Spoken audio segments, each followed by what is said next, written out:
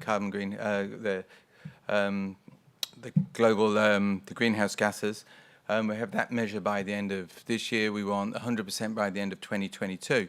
And then by 2025, the end of that, we've got to have all our farms having plans in place that aren't only just environmental plans at a high level, but they actually have mitigation efforts in place to look at the mitigation plans for reducing emissions as well.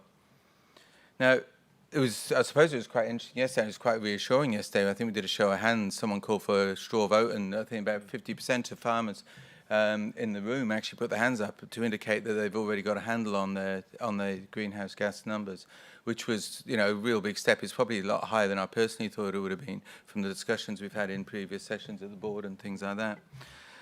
But it's really important as we do that, though, that the DINS particularly starts to be really proactive in helping and supporting managing this for the industry and for the stakeholders here. So it's an area that the DINS particularly has been quite active in. So we've had Lindsay, and we've heard from Lindsay a few times over the last couple of days, talking about the work that's underway with other interest parties. So we're working on the Hiwaka Hekanoa group there. We're working with Beef and Lamb and Co. and MIA, looking at coming up with standards for measuring these emissions. And it's important we do that because the reality is probably 80% of our deer farmers are also beef and lamb farmers, etc. So whether it be yardstick, whether it be overseer or the ministry's own emissions scorecard that we decide to use, it's important that we actually take an approach that is relatively generic across all aspects of the farm. But once we get beyond that, and once we've got the measurements in place, that we can have confidence that the measure is robust, it's clear, and it's standard across multiple sectors of this industry, we then need to make sure we focus on far more deer-specific issues. Because when it comes to the mitigation of emissions, we've got to be very clear that that is where we potentially have quite big differences between deer and the likes of beef or the likes of sheep and lamb. And so for us, it makes a lot of sense to work with more of a collaborative environment with a lot of these big other partners. But what we've got to realize, particularly in the likes of Hiwaka Hekanoa, we're one of 16 partners in that, and we're only a very small one. And equally, there's probably very little alignment in the mitigation strategies once we get out of that. So that's where I think in the near future we've got to step up, and we've got to get a lot more focus around those mitigation strategies, make sure we've got a lot clear around how it's going to be for the future state for our sector. So then we can go to the likes of the Climate Commission, demonstrate to them that we understand the topic, we're on top of the topic, and be able to demonstrate to them that we're doing all things practical to actually address the topic. Because it is only when we do that, then we will get absolute clarity and probably an element of final certainty as how close we are to meeting the standards and how far we potentially have to journey to get on top of the topic. And that's the key issue for us. There's a lot of unknowns out there, but we've got to make sure we get on top of those numbers in the front. We've got to make sure we apply something that is very robust and is accepted by a broad spectrum. And then we've got to make sure we take that deer-centric view of the world to make sure that as we sit down with that Climate Commission and things like that, and people like that, that we actually got clarity and purpose and clear direction. And once we've got that, we can have an element of certainty as to whether we're going to be on top of the topic or not. But there's probably a lot of unknowns in the meantime, so I think we're probably doing as best as we can in that. We can have a reasonable confidence that the steps we're taking are good and they're in the right direction, but we've got to put a lot of effort into that next step about how do we mitigate it. Okay, thanks very much.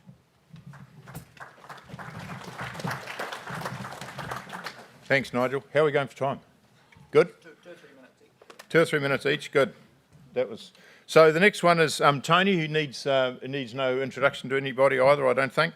And his topic is very very brief. How is the board getting feedback on all the concerns at grassroots levels? Oh, yeah, they obviously gave that grassroots one to me for a reason, and that made me think, well, maybe we should be just hiring a bus and doing a regionalised pub tour. But anyway, that's not the way the board operate.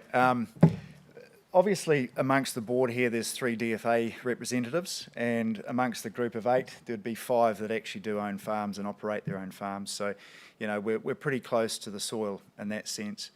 One thing, we do have a general business section of the DINS board meeting, and you know, we take the concerns from the grassroots to the board table and make sure that we get them well covered off. So we're all, you know, aware of the real aspects of deer farming and what those issues are. Another thing is the DINS board offer to go out into the regions or the local DFAs to engage with a meet the board night and actually answer those questions that are burning. And recently we visited Geraldine and Fairley. So I think that pretty much covers it off. Yeah, thanks. Cheers. Yeah, thanks very much, Tony. We'll move on quickly. Jared will be the next one. The P2P spent 5 years targeting European food service. Now it is targeting the USA retail. What was the benefit of the European work? I think someone stole my 2 minutes before, so this will be a short one. But as a marketer, I think in rainbows. You know, the world is full of rainbows. And so there's sort of 3 layers, I think, as to why the board invested in the European chilled. So I think the first one is at the top layer of the rainbow is camaraderie, and you heard it in the P2P before, camaraderie and collaboration to get the 5 marketers and their importer customers to actually work together on a common cause. I think as the first of the P2P market projects, it was real positive there. The second layer down is that it drove increased sales of chilled venison into the European market during summer, which hadn't been seen before. The key thing is it's chilled. Chilled means it's got to be consumed readily. So therefore we drove, I believe, a level of consumption in a time of the year that wouldn't normally typically have happened. And the bottom layer of the rainbow essentially is we drove sales. I don't know, and as you can tell exact numbers, but it was over 100 tonnes of chilled venison per annum that was sold during a traditional time of the year when venison would not have been consumed. So camaraderie, collaboration, real sales, and we drove a trend, a consumption trend. Thank you. Thanks very much, Jared. Now there's 2 left. William, you're the next one. The Advanced Party program has been very successful, but the PGP funding finishes in 2022, which we've just heard from Phil. What's the board's view on continuing to fund a successor program?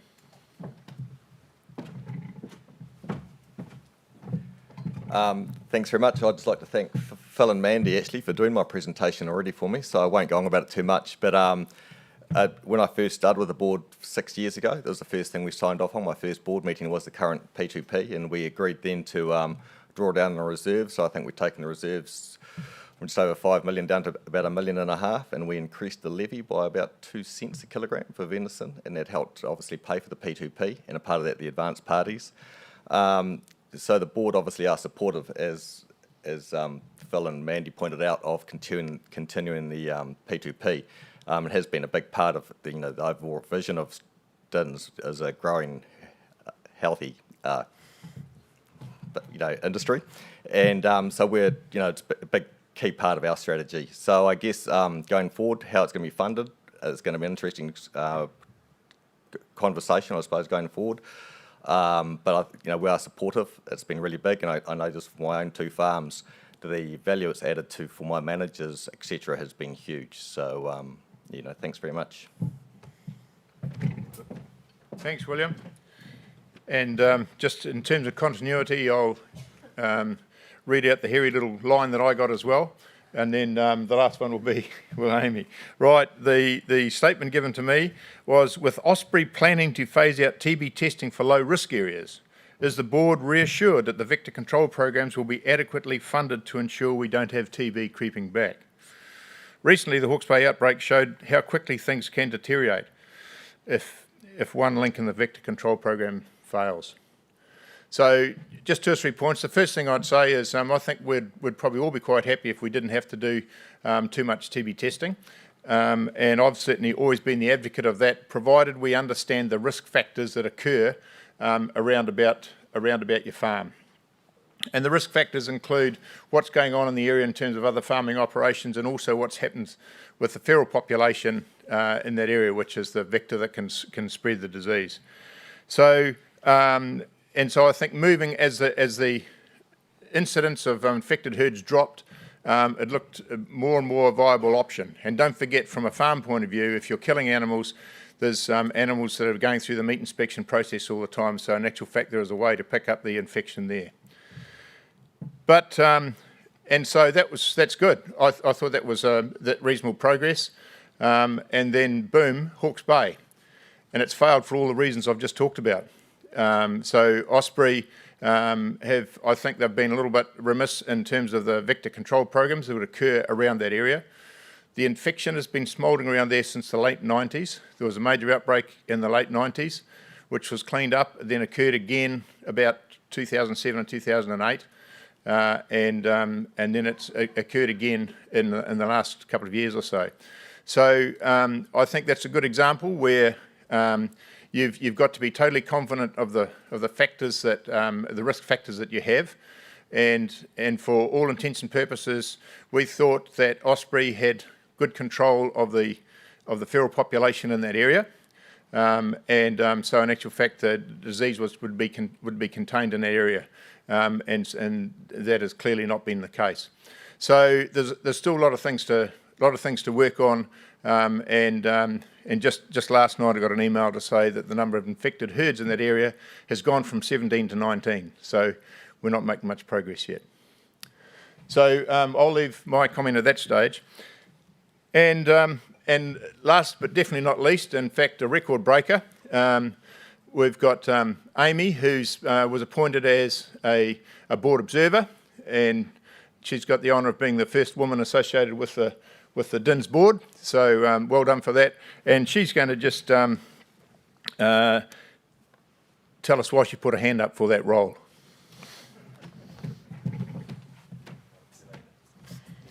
I got told it was because I had hair and wasn't a middle-aged male, but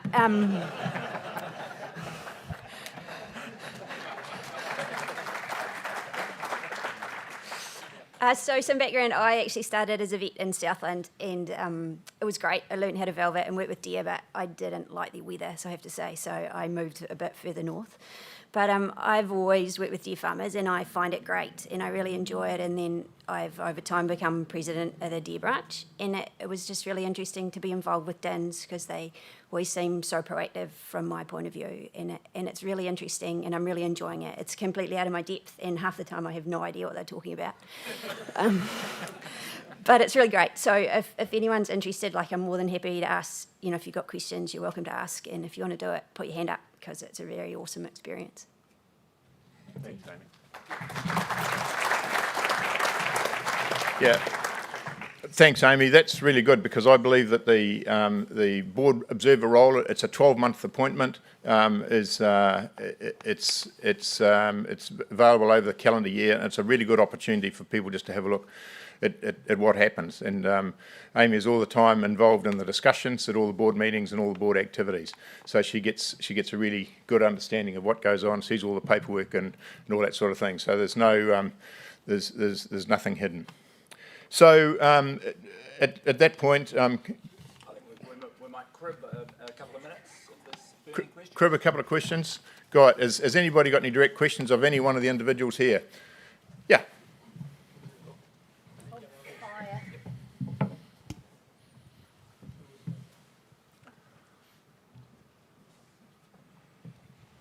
Yeah, hi, this could be a question for any of you. The Canterbury branch is interested to know what your opinion is on re-looking at GMOs going ahead in the light of the environmental issues we're facing. Might be able to help with emissions and that sort of thing.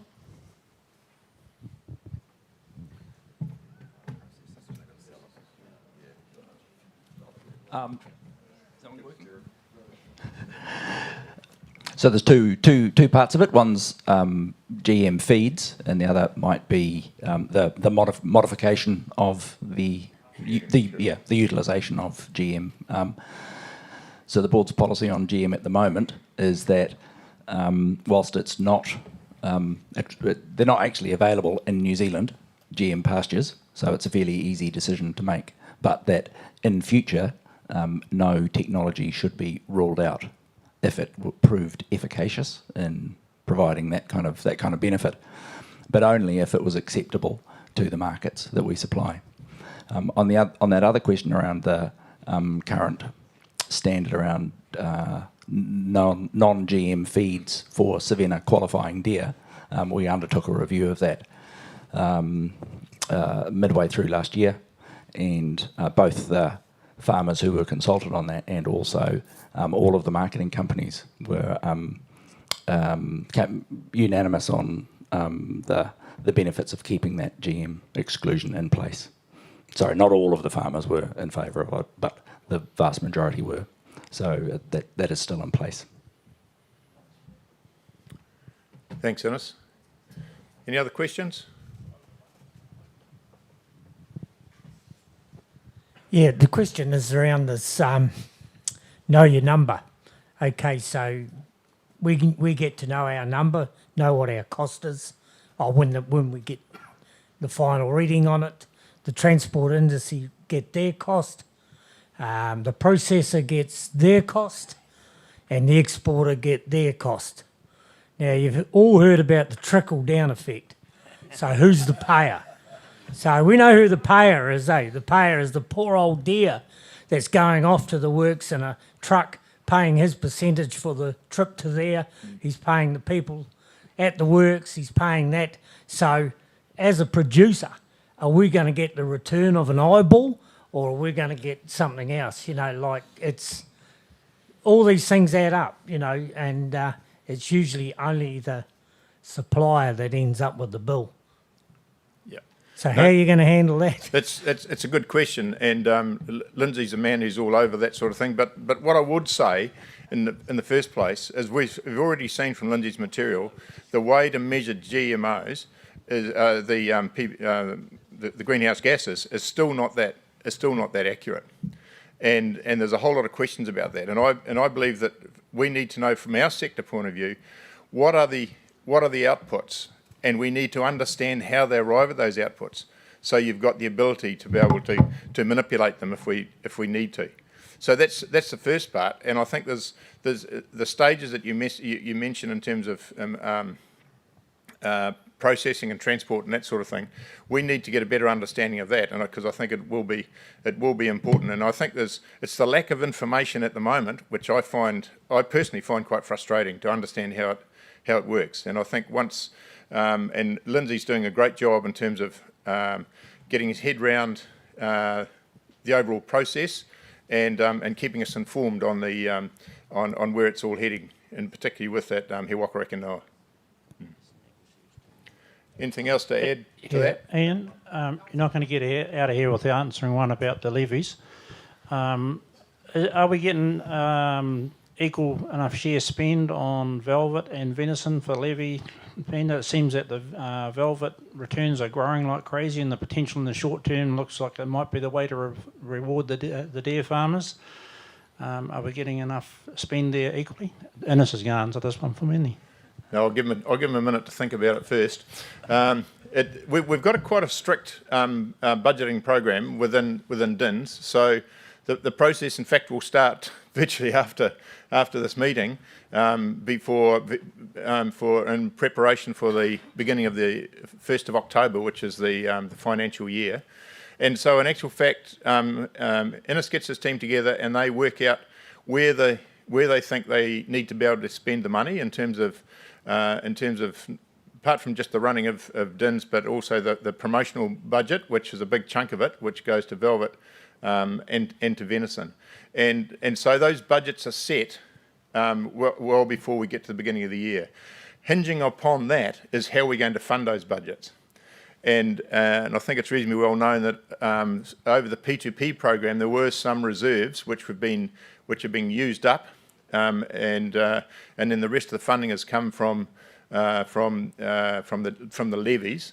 And I, for one, are quite strong about the fact that if you've planned to spend some money in whatever aspect we're dealing with, that's the only funding that's required. So the levy is set accordingly. We've never set the levy to put something in the back pocket for a rainy day.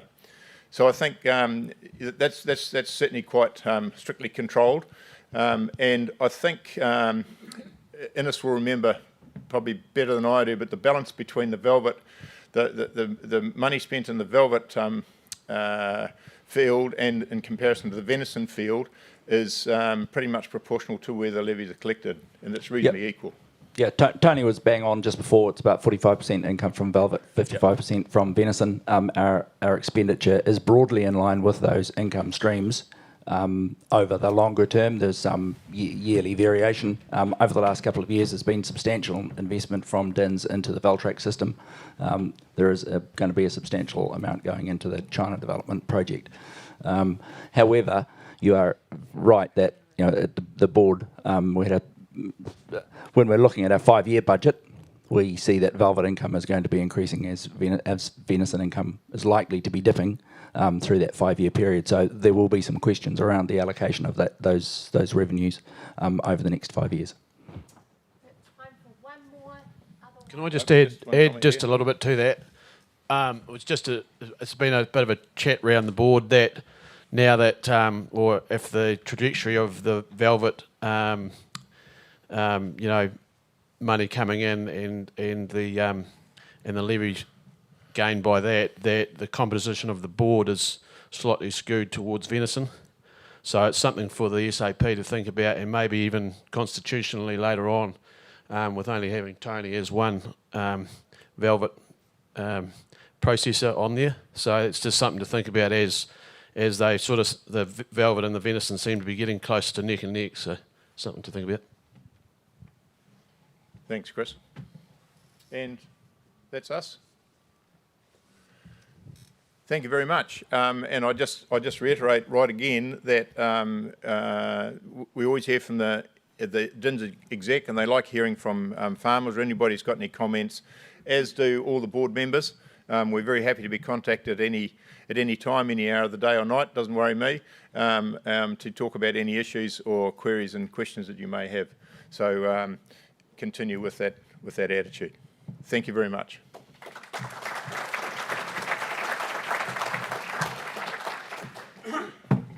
Fantastic. And here, me and Innes thought we were going to catch up 10 minutes. Your morning tea's now, 20 minutes rather than half an hour. But a great opportunity and time to put in a silent auction bid at Gallagher, as well as, of course, enter into the draw of the Geraldine ITM prize draw that we'll be having here, as well as, of course, Tony Pierce's Stag Point competition. I'm just trying to find Tony. It'll be down here as well. So back here promptly at 4 o'clock for our closing keynote speaker, Kyla Colburn from BOMA Global, which will be and leave you inspired around where the world is going. So enjoy your cup of tea.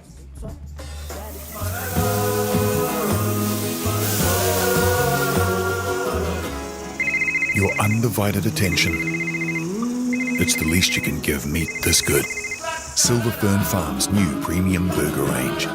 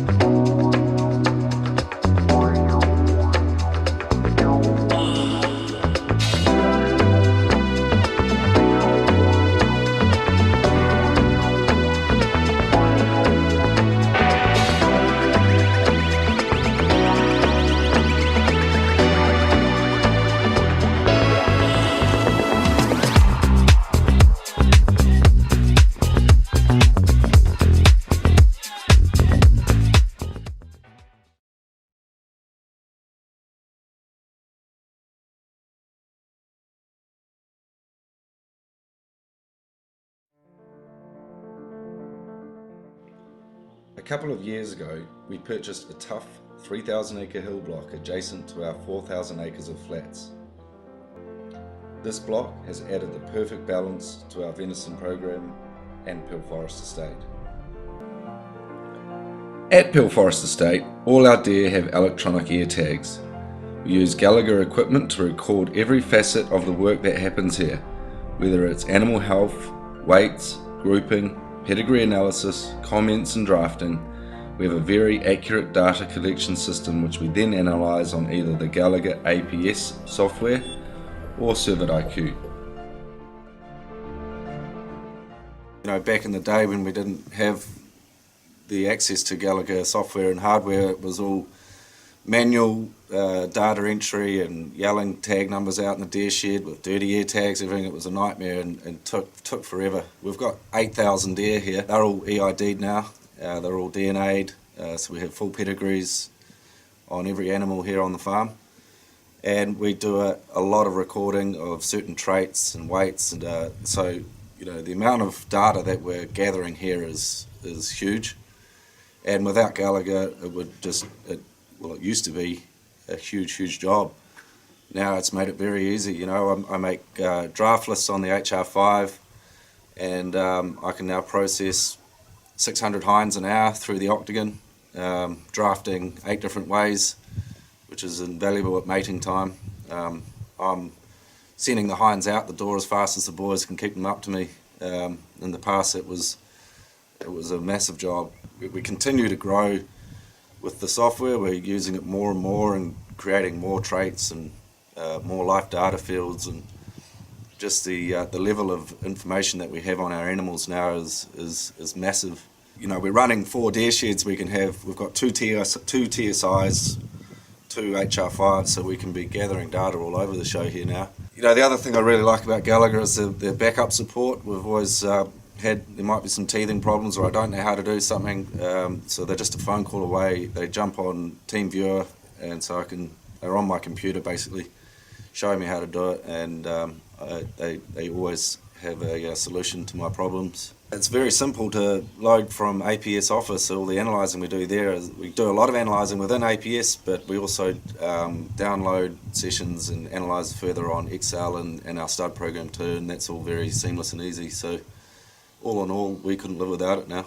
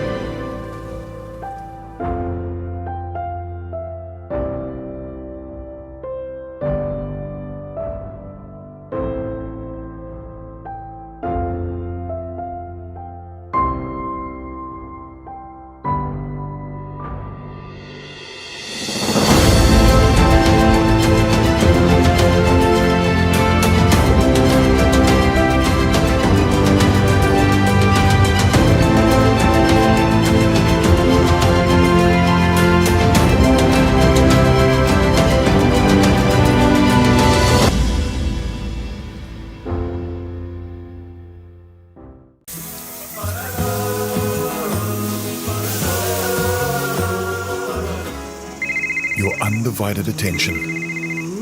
It's the least you can give meat this good. Silver Fern Farms' new premium burger range.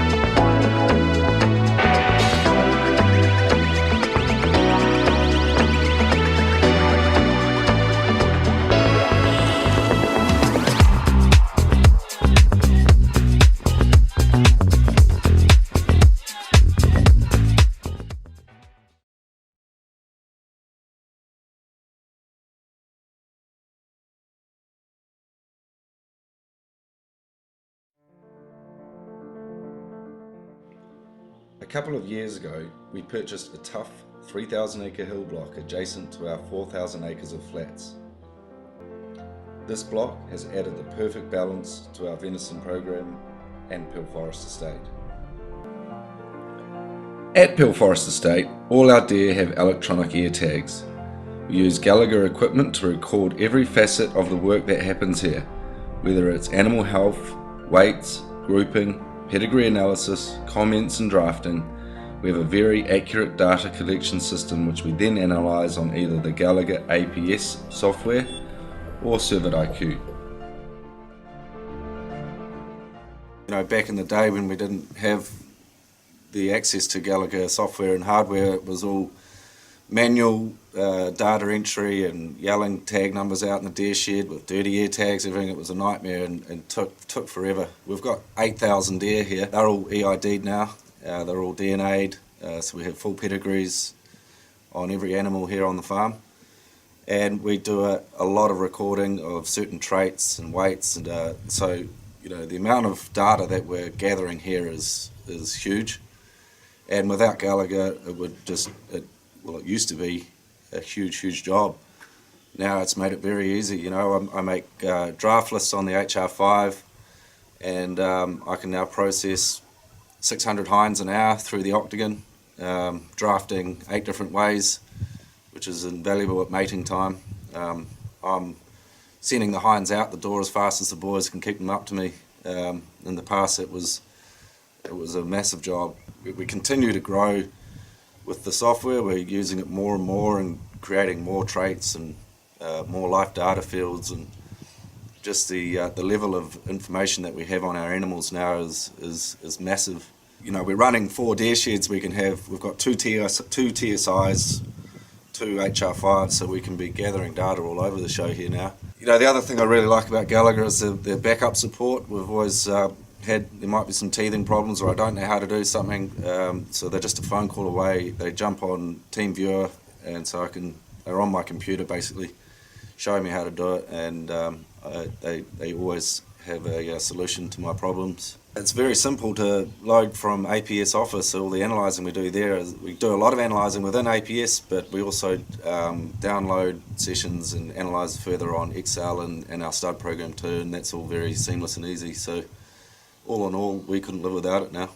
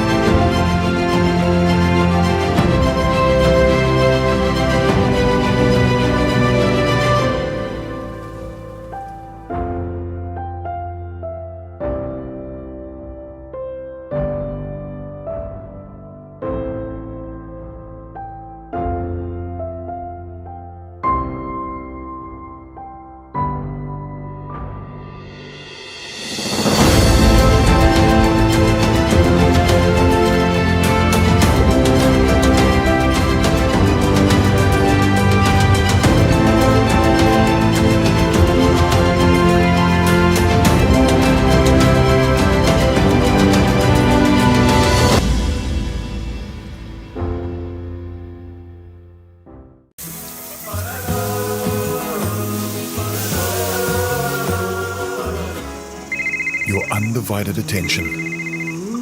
It's the least you can give meat this good. Silver Fern Farms' new premium burger range.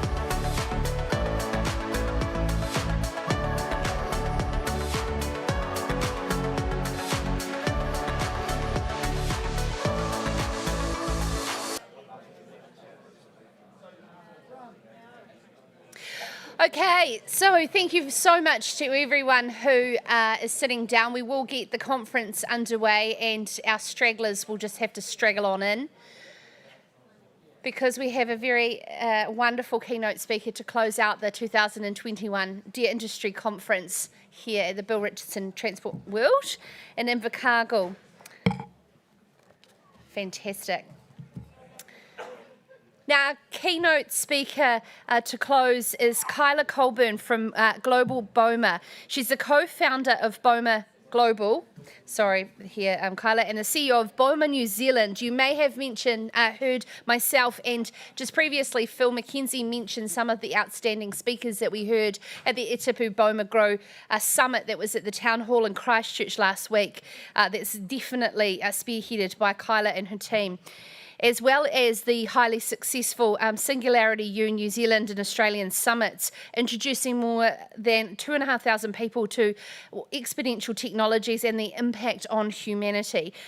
Kyla has trained with Brene Brown, many of you who may have heard of, becoming a certified to deer facilitator, and has worked with hundreds of people to increase courage as a core competency. She's also a certified XO consultant, a climate project ambassador who's trained with Al Gore, and a project management professional. Kyla was formerly the curator and licensee for TEDx Christchurch in New Zealand and TEDx Scott Base in Antarctica.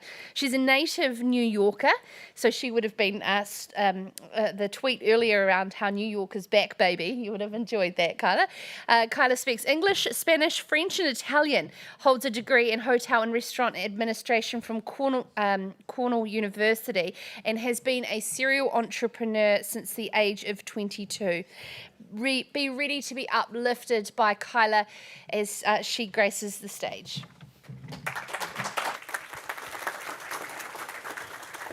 Thank you, Sarah. Ko Kyla Colburn toku ingoa. It's an absolute pleasure to be here. Someone needs to fill me in. I missed the tweet about New York. What was it? I must know. What was it?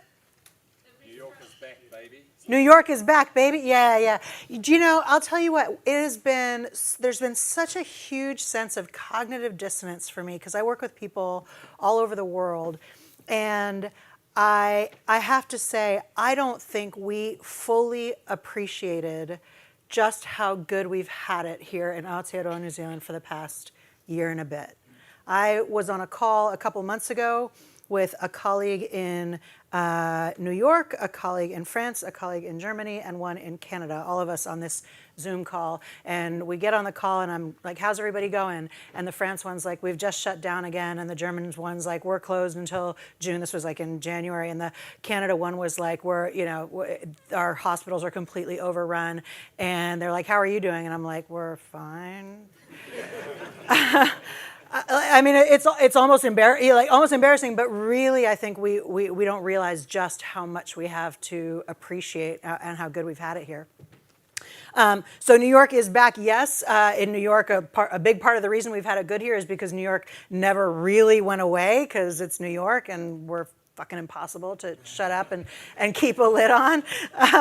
But yeah, they are doing pretty well. So quick question. So I had the great privilege of addressing y'all 4 years ago at the 2017 conference. So quick show of hands, anyone who heard me present 4 years ago at the 2017 conference? Okay, a few of you, awesome. Quick show of hands, anyone who was in Otautahi Christchurch last week for the Itipu Agri Summit? Okay, a couple of people, awesome. So here's what we're gonna do. First, we gotta get everybody back up to speed. So those of you who heard me 4 years ago, those of you who are here, I wanna do a little kind of overview, skim through of the core premise of exponentials. And this might be a refresher if you heard me 4 years ago. I do have a bunch of new material in here.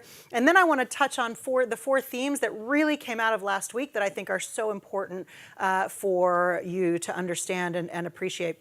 And so the first thing, what I want to do is I want to back right up and start with one of the absolute key insights coming out of the work that I've done for the past 6+ years now. And this insight comes from this guy. Starts with this guy. This is Gordon Moore. He's one of the co-founders of Intel Corporation, and in 1965, he made the observation that the number of transistors we could fit on an integrated circuit had been doubling every 18 months as far back as we could see. And he made a prediction that that number would continue to double as far forward as we can see. This became known as Moore's Law. You may have heard of it. So the first insight that I want to share with you, and just so you know, this talk does not require any prior education in technology. It doesn't require any computer coding experience. It will all become clear, I promise you. Thank you for trusting me in advance and sticking with me through this bit of it.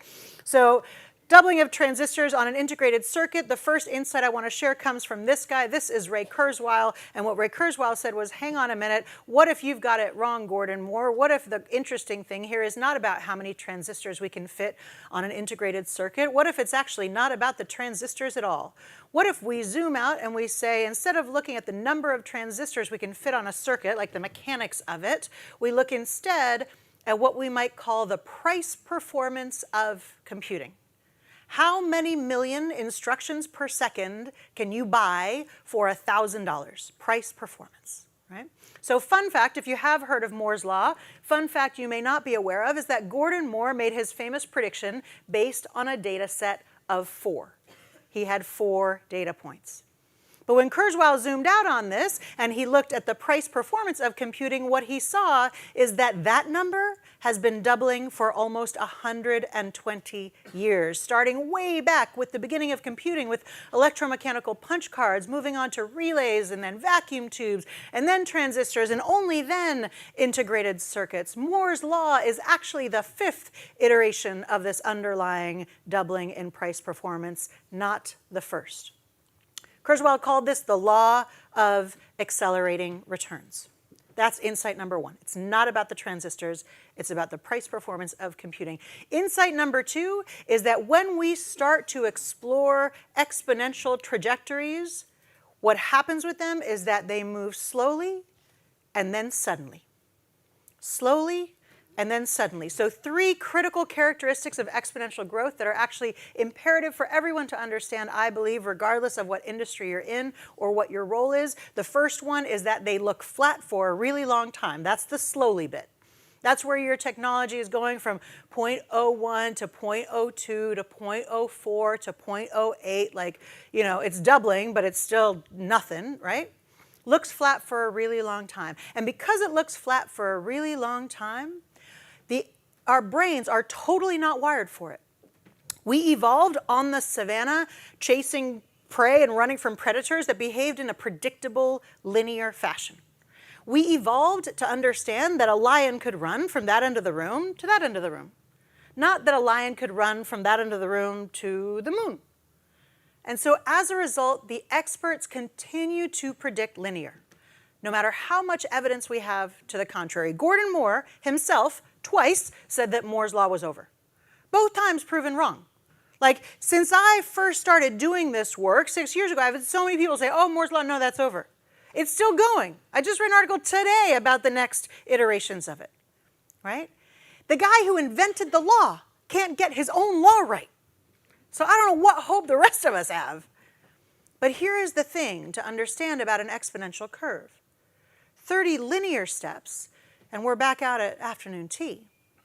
But 30 doubling steps, and we're 26 times around the planet. And the tricky thing here is that you're not halfway until the 29th step. So it's really hard to measure progress as you go. I don't think there is a single person in this room, myself included, who could correctly guess where we would be at step 15 of this process. Our brains do not work this way. And so when we see doubling curves in action, we have to be systematic and disciplined in our assessment and our analysis of them if we want to have a hope of being able to respond effectively. All right. I want to tell you a story to really drive home just how hard it is for us to get our heads around this stuff. This is an apocryphal story, almost certainly not true. Who cares? Never let the facts get in the way of a good story. This is a story about the inventor of chess. The inventor of chess back in the day comes up with the game of chess, goes to the king, and he says, "Sire, I have invented this game. I wish to gift it to you for the good of the kingdom." And the king says, "This is a wonderful thing indeed that you have wrought. I should like to reward you. How would you like to be compensated?" And the inventor says, "I am but a simple man, sire. I ask for not much.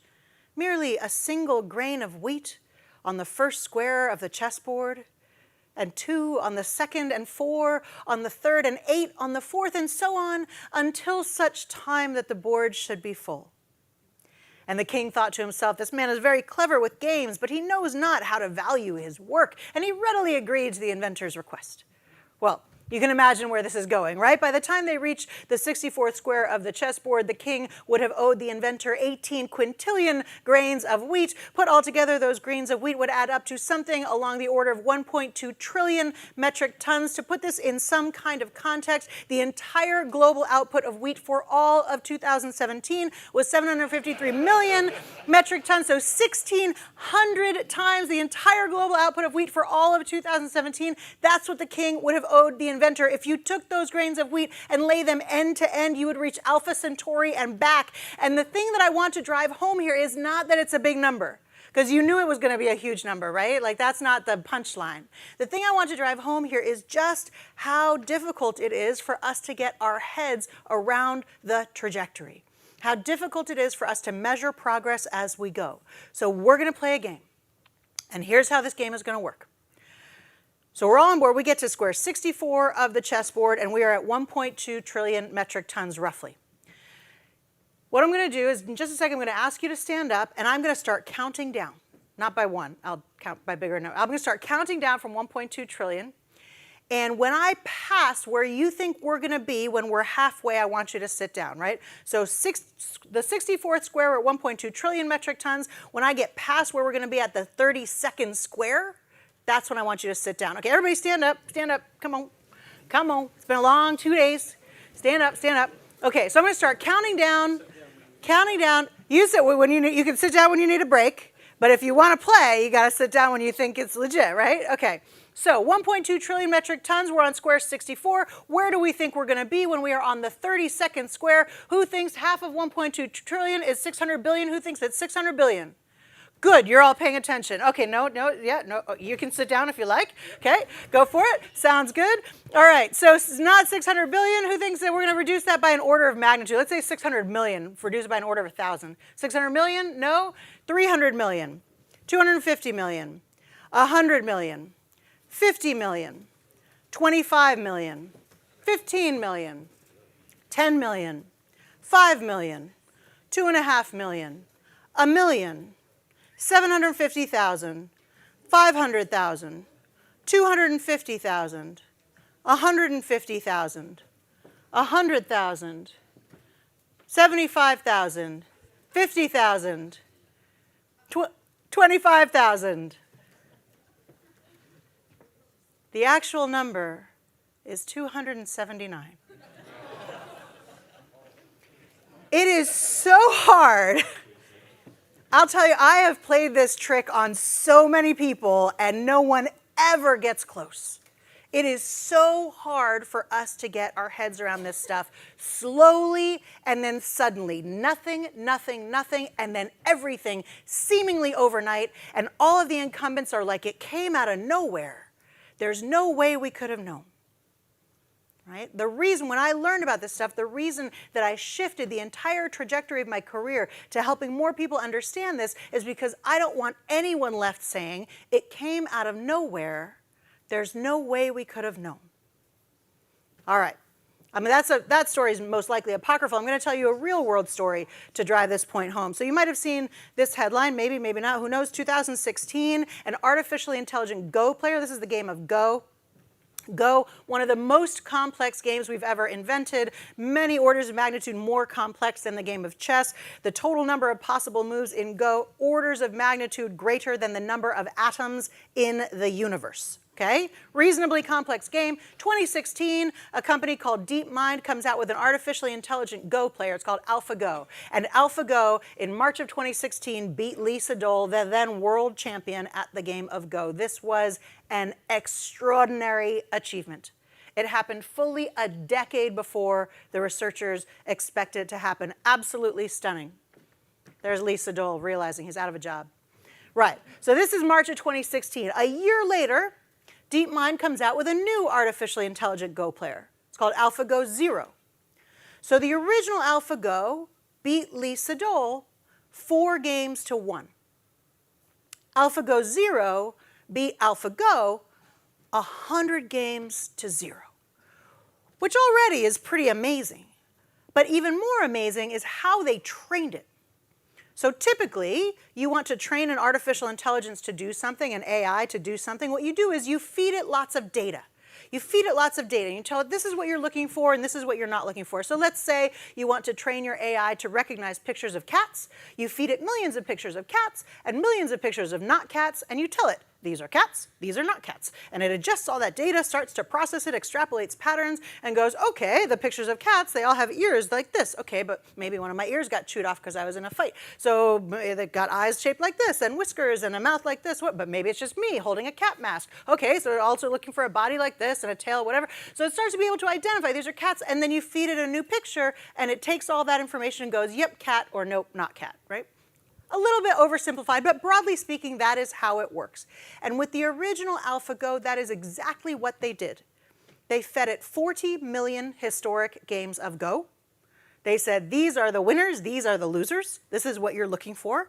And it processed, parsed all that data, started to extrapolate patterns, and was able to identify in any given situation, what is the best next move for me to make. But with AlphaGo Zero, they didn't feed it a single game. They gave it the rules, and they gave it the desired outcome.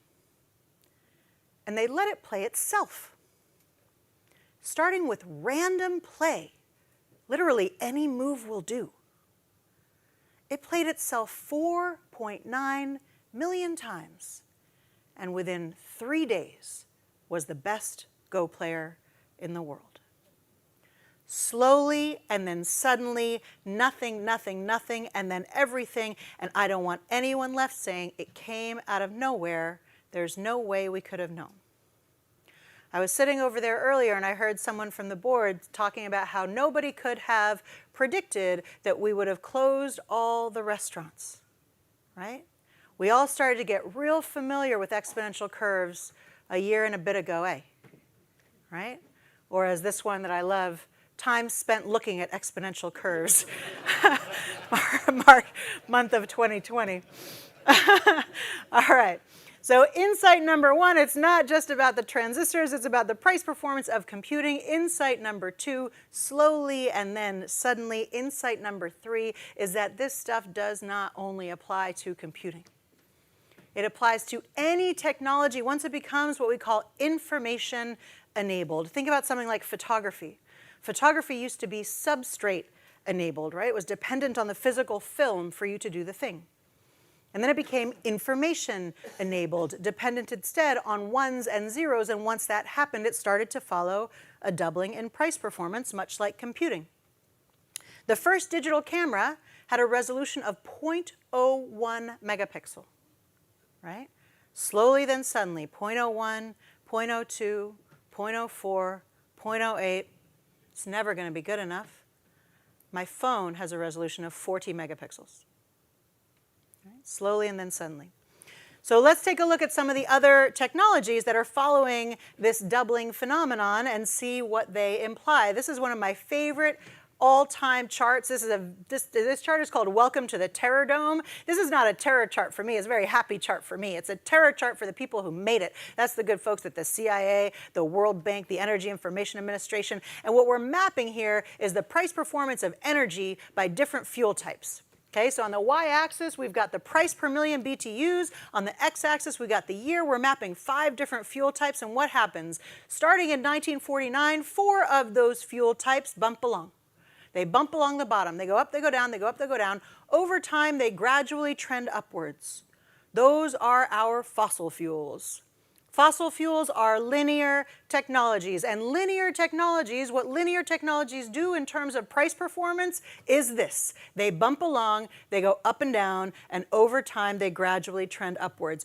Everyone in this room will be familiar with this phenomenon from any kind of, general commodity market, right? This is what happens with prices. They go up and down. Over time, they gradually trend upwards. What happens doesn't even come onto the chart until like 2007. And when it comes onto the chart, it's so expensive that all the incumbents are like, it's never going to be a thing. We never need to worry about this. And then the price plummets. That's solar. Solar is information-enabled energy, doubling in price performance much faster than Moore's Law. I want to show you what this is looking like. Solar costs just since 2010, leapfrogging from the previous chart, just since 2010, costs have dropped by a factor of 5. Last year, we hit a new world record solar price, 1.3 cents per kilowatt hour. To put this in context, in the US, coal-fired power comes in around 13 cents per kilowatt hour. It is now cheaper in certain parts of the world to build and operate a new solar plant than it is to maintain an existing coal plant. Think about that for a second. Cheaper to build and operate new than maintain existing. All of the sunk cost arguments go completely out the window, and all of a sudden the right thing to do for the planet aligns with the right thing to do for our bottom lines, and that is when we see transformative tipping point change. And if you don't believe me that we are seeing transformative tipping point change when it comes to solar, all you need to do is look at one of my favorite headlines of all time, which is this, that the Kentucky Coal Museum has now switched to solar. All right. So I just want to check in here.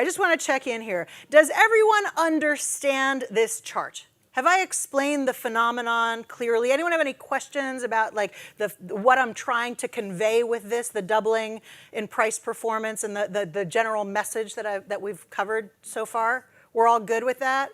Okay, so I showed this chart to my friend Grant Ryan, who, in my opinion, is one of New Zealand's best inventors. And Grant said, you should do one of those for lab-grown meat. And I said, that's a great idea. And so we did. Y'all want to see it? No? Definitely not. Tomatoes, get out. I'm going to show you anyway. All right, here we go. So we did this a few years ago. So this is exactly the same as the previous chart, right? It's the price performance of chicken and beef. No venison on here.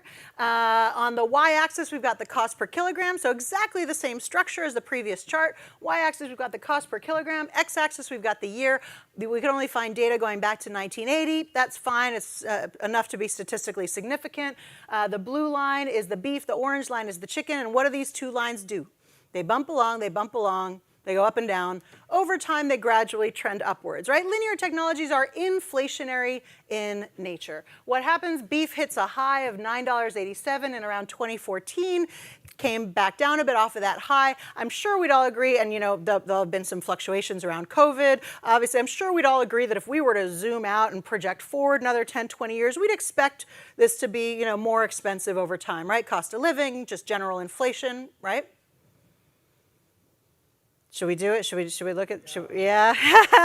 All right, here we go. We don't have a lot of data points, I'll be clear. First of all, we've had to change the y-axis to a logarithmic axis. That means instead of going 1, 2, 3, 4, 5, it now goes 1, 10, 100, 1,000. We had to do that because otherwise we wouldn't be able to fit the data on this chart. It would have to go to Saturn or something. Our first data point for a kilogram of lab-grown meat comes in at just under $2.3 million.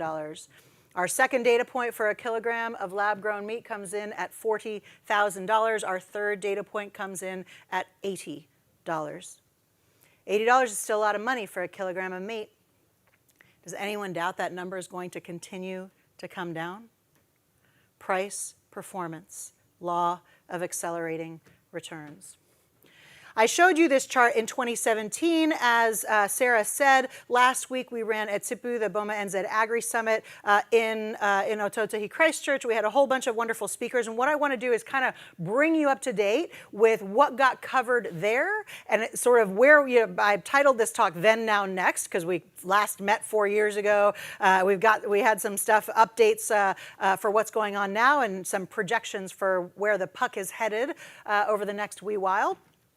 But the first thing I want to do, before I touch on what happened last week, the first thing I want to do, I just literally added a slide just before I got on stage because I heard, I haven't been here a lot over the past 2 days, but I did stop in for a couple of the talks, and I heard people talking about fencing, and someone just in the previous session mentioning virtual fencing, and we had a speaker from Halter in 2019 at the first Agri Summit that we ran. Halter is a New Zealand company which is doing virtual fencing and a whole bunch of virtual fencing. They recognize they're.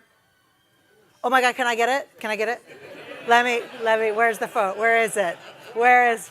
Give it to me. Give it to me.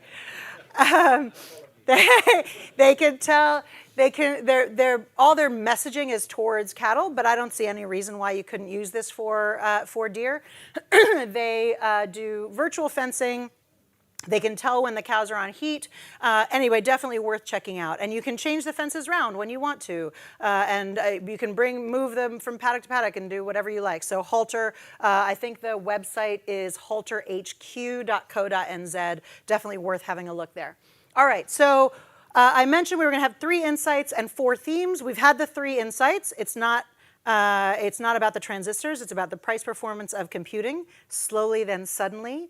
And the 3rd insight was it's not just about computing, right? It's about any information-enabled technology. Let's get into these themes. So the first theme that we covered at Tsipu points for you to understand, and I am willing to stand up here and be unpopular, but I'm not willing to stand up here and withhold information from you. One of the biggest areas for investment right now, and one that is starting to reach kind of liftoff in terms of market demand, distribution, et cetera, is alternative protein.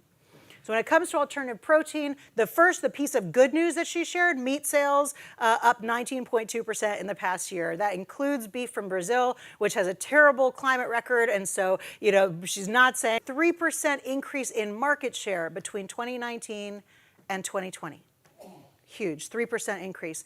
Boston Consulting Group reckons that alt meat could represent 11% of the market by 2035. One thing I will say, when it comes to a projection like that, I will virtually guarantee you that it's bullshit. It's going to be way off. There's a decent chance it's enlightenment where the distribution infrastructure is there, the market appetite's there, the companies have scaled. We've got companies now that have been in this market for a decade that are starting to get meaningful exits, meaning selling the companies for $1 billion plus. So they're really starting to be major legitimate entrants in this field, not just niche, like weirdos on the side.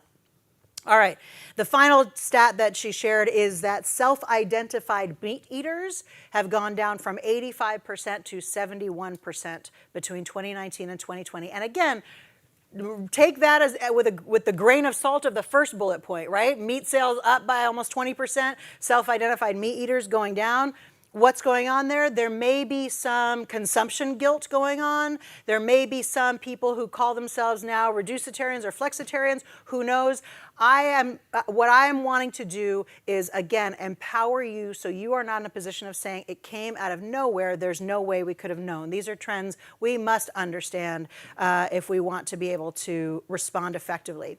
Obviously, huge market penetration now in terms of plant-based meats. The Impossible Foods last August did another raise of $200 million US, bringing the total capital they've raised to $1.5 billion total.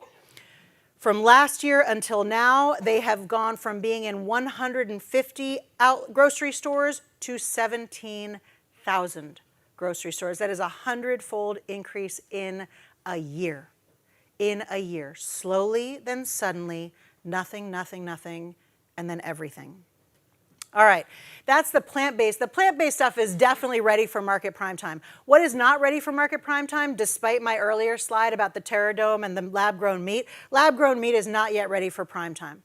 Right? Lab-grown meat, the only two places you can possibly get it are Singapore and Israel. It's not, doesn't have any kind of retail penetration. There's one restaurant that you can go to that's actually a lab. Like there's still kind of, in process. That being said, we did have a speaker at Itsipu, Sandhya Sriram from Shiok Meats, which is doing lab-grown seafood out of Singapore, and they are looking to be available for retail purchase and consumption by 2022.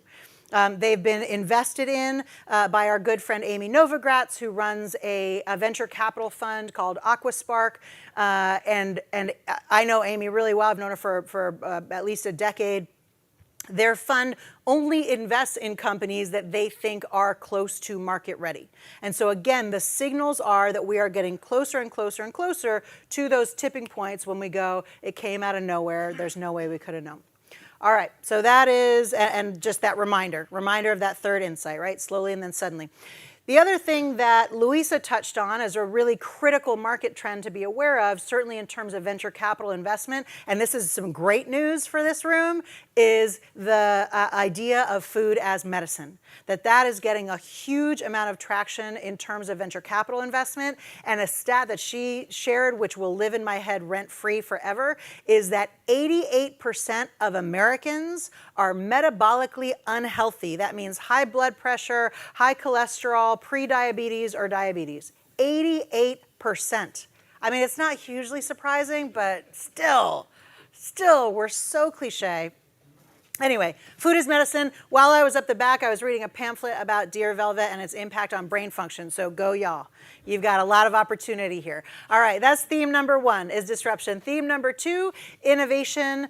And what I want to share with you now is some of the tech innovations that came out of last week. So the first one, we had Alexei Rostopchov, who is head of JD Labs and head of sustainability at John Deere Global. Just funny side story, like he's from John Deere Global, right? But he was there with us in Christchurch. The reason he was there with us in Christchurch is that he came to New Zealand like 61 weeks ago for a 2-week holiday and never left. So we got to have him in person, which was pretty awesome. But what he basically shared, John Deere has gone from being a tractor and equipment company to being a computer and technology company. Right? That their whole focus now is how do they embed sensors, AI, image recognition, data warehousing and management. They have GPS reference stations all over the world, including in Antarctica. They've got their own satellite network to capture data and track it. And what that allows them to do is run their equipment with literally to the precision, their 10-ton equipment to the precision of $1 coins, right? They can run I forget what it's called, a big machine that plants seeds, a tractor. Is it a tractor? Is that the word? Thank you. I'm from New York. Okay, just side note, right? Like this is how New York, I grew up in New York City, right? And when you grow up in New York City, people are like, oh, New York City, if you can make it there, you make it anywhere. No. I thought growing up in New York, I was like, it's great because I can go anywhere and I'll feel confident. And then I got to New Zealand and I realized that I am just the most ignorant person on the planet. My friend Karen told me that my intelligence goes down in direct proportion to population density, and she's not wrong.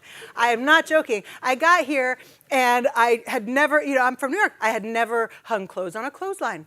I had never adjusted the heat in my home myself. It was always just warm. What do you mean you have to? And I moved here with my now ex-husband. Maybe this is why he's my now ex-husband, the story I'm about to tell you. I moved here with him, and he's a Kiwi, and we had a wood fire. And I would come home from work and I'd be freezing, and I'd put a sweater on and I'd be still freezing, so I put another sweater on and another sweater, and then he'd come home and he'd go, why didn't you light the fire? And I'd be like, light the fire? What am I, fucking Girl Scout? I don't know how to light a fire. I am from New York City. So tractor. Tractor's the word? Thank you. Got it. Got it. Yeah. So so they're running these tractors, and they're running these tractors in convoy now, right? Where the tractors are all talking to each other. They're running combines in convoy, where one of them's doing the harvesting and it's throwing the stuff into the other one. Like they're basically going, how can we totally maximize efficiency? And the really interesting thing is that Alexi wears these dual hats, innovation and sustainability. And what they're finding is that these dual hats are 100% one and the same. That the more efficient they can be with their innovation, with the precision of their artificial intelligence, with how they prep the soil, how they plant, how they use herbicides. Like basically, they're now using their equipment to be able to artificially identify, use image recognition, the same way I talked about the cats, to identify weeds and just spot spray individual weeds rather than broadacre spraying a whole paddock. They can reduce herbicide use by 77%. Right? That is just an astonishing number. And of course, what happens when you reduce the use that much, the application that much, is not only do you save a whole heap of money, but you reduce resistance to your herbicides as well. So just benefits all over the show. All right, that was an awesome innovation. Jason Wargent from Biolumic, he is doing amazing things with plants, and basically they are what they're doing at Biolumic is they are programming plants with light. And what Jason talked about is that we often think about plants. The thing we were all taught in school is that plants receive light and it's like food to them, and they convert it through photosynthesis. Even in New York, they taught us this. We convert it through photosynthesis into plant matter, into chlorophyll. But what he's saying is that actually light isn't only food for plants, it is also programming. It's also instructions. It tells them what to do. And so they've been able to use light recipes on both seeds and seedlings. And these are like one-off treatments, and then they put the plants out and just let them do what they're going to do. And what they're able to do is spur plant growth and increase resilience and reduce the need for pesticides, sometimes by up to 50%, just from these light treatments that they're giving the seeds and the seedlings. Really extraordinary stuff. Further innovation. Ian Yule, I think he's based in Palmerston North, I want to say, with Plant Tech. And basically what Ian is doing is using hyperspectral imaging. And again, all of these things are innovations that are coming directly because of the exponential progression in terms of computing and other digital technologies, right? So they're using hyperspectral imaging, which is basically, I've got 3 stepsons. My oldest stepson is colorblind, and I just got him for his birthday this past February, a couple months ago. I got him some glasses that allow him. They're supposed to allow him to see color. I'll confess, I was hoping it was going to be a totally viral internet moment, that he would put the glasses on and just start crying and be like, I can see you. It wasn't like that, but it was still pretty cool. He put the glasses on, and we showed him pictures, of you can go online and see these pictures of watermelons, and they cut the picture in half, and one half shows what it looks like if you're colorblind, so it just looks like all green, and the other half shows what it looks like if you're not colorblind, so it's like green and red. And he would look at the picture without the glasses on, he'd be like, it's all the same. That's just one picture. And then he put the glasses on and be like, what? And then we did a test. You can do the colorblind tests online, which is super interesting to do, especially if you're colorblind and people do it with your friends. It's really wild. The tests are, it's a circle with a bunch of dots, and the dots are different colors, and some of the dots will make numbers on there, right? And so you look at the dots and you try to see if it has numbers, and he would do those tests, and he'd be like, no, there's definitely nothing there. And I'd be like, oh my, the ones that he couldn't see were bright pink on bright green, super obvious to me, but not at all obvious to him. And he put the glasses on, and he totally passed the test, and he goes, is this what everything looks like to you normally? Because of course, if he's grown up his whole life seeing the world a certain way, when he put the glasses on, everything looked wrong, right? It looked broken. So hyperspectral imaging takes what happened with him, where he went from being able to see this much to being able to see this much. Hyperspectral imaging uses equipment to let us see this much. Right? And when we can see this much, we can see not only, me standing up here, but you can also see minute variances in the color of my skin that'll tell you how fast my heart is beating or what my blood pressure is, right? You can see, and what Ian's done is he's taken hyperspectral imaging. What they do is they fly over properties. They do hyperspectral maps of the entire property. They bring it back and they go every per square meter. Here is the fertility of the soil, and what we're going to do is we're going to generate a plan for how we're going to fertilize this entire property square meter by square meter. They plug that plan into the remote controller of the hopper on the plane. They then fly over the property. The hopper opens and closes automatically based on where exactly the plane is. So they're tracking the plane. So now all of a sudden, instead of having to go, we're just going to like dump fertilizer randomly all over a hilly property. They can do this very precisely, and again, within kind of a second, to be able to open and close the hopper to avoid waterways, to reduce usage, all wonderful things. So that's what Ian is up to. Third theme that came out of last week's event. What's that? On our farm, we've already done it. Oh yeah. We did proof of concept on it. Did you for Ian's thing? Yeah. Oh, cool. And good. Thumbs up.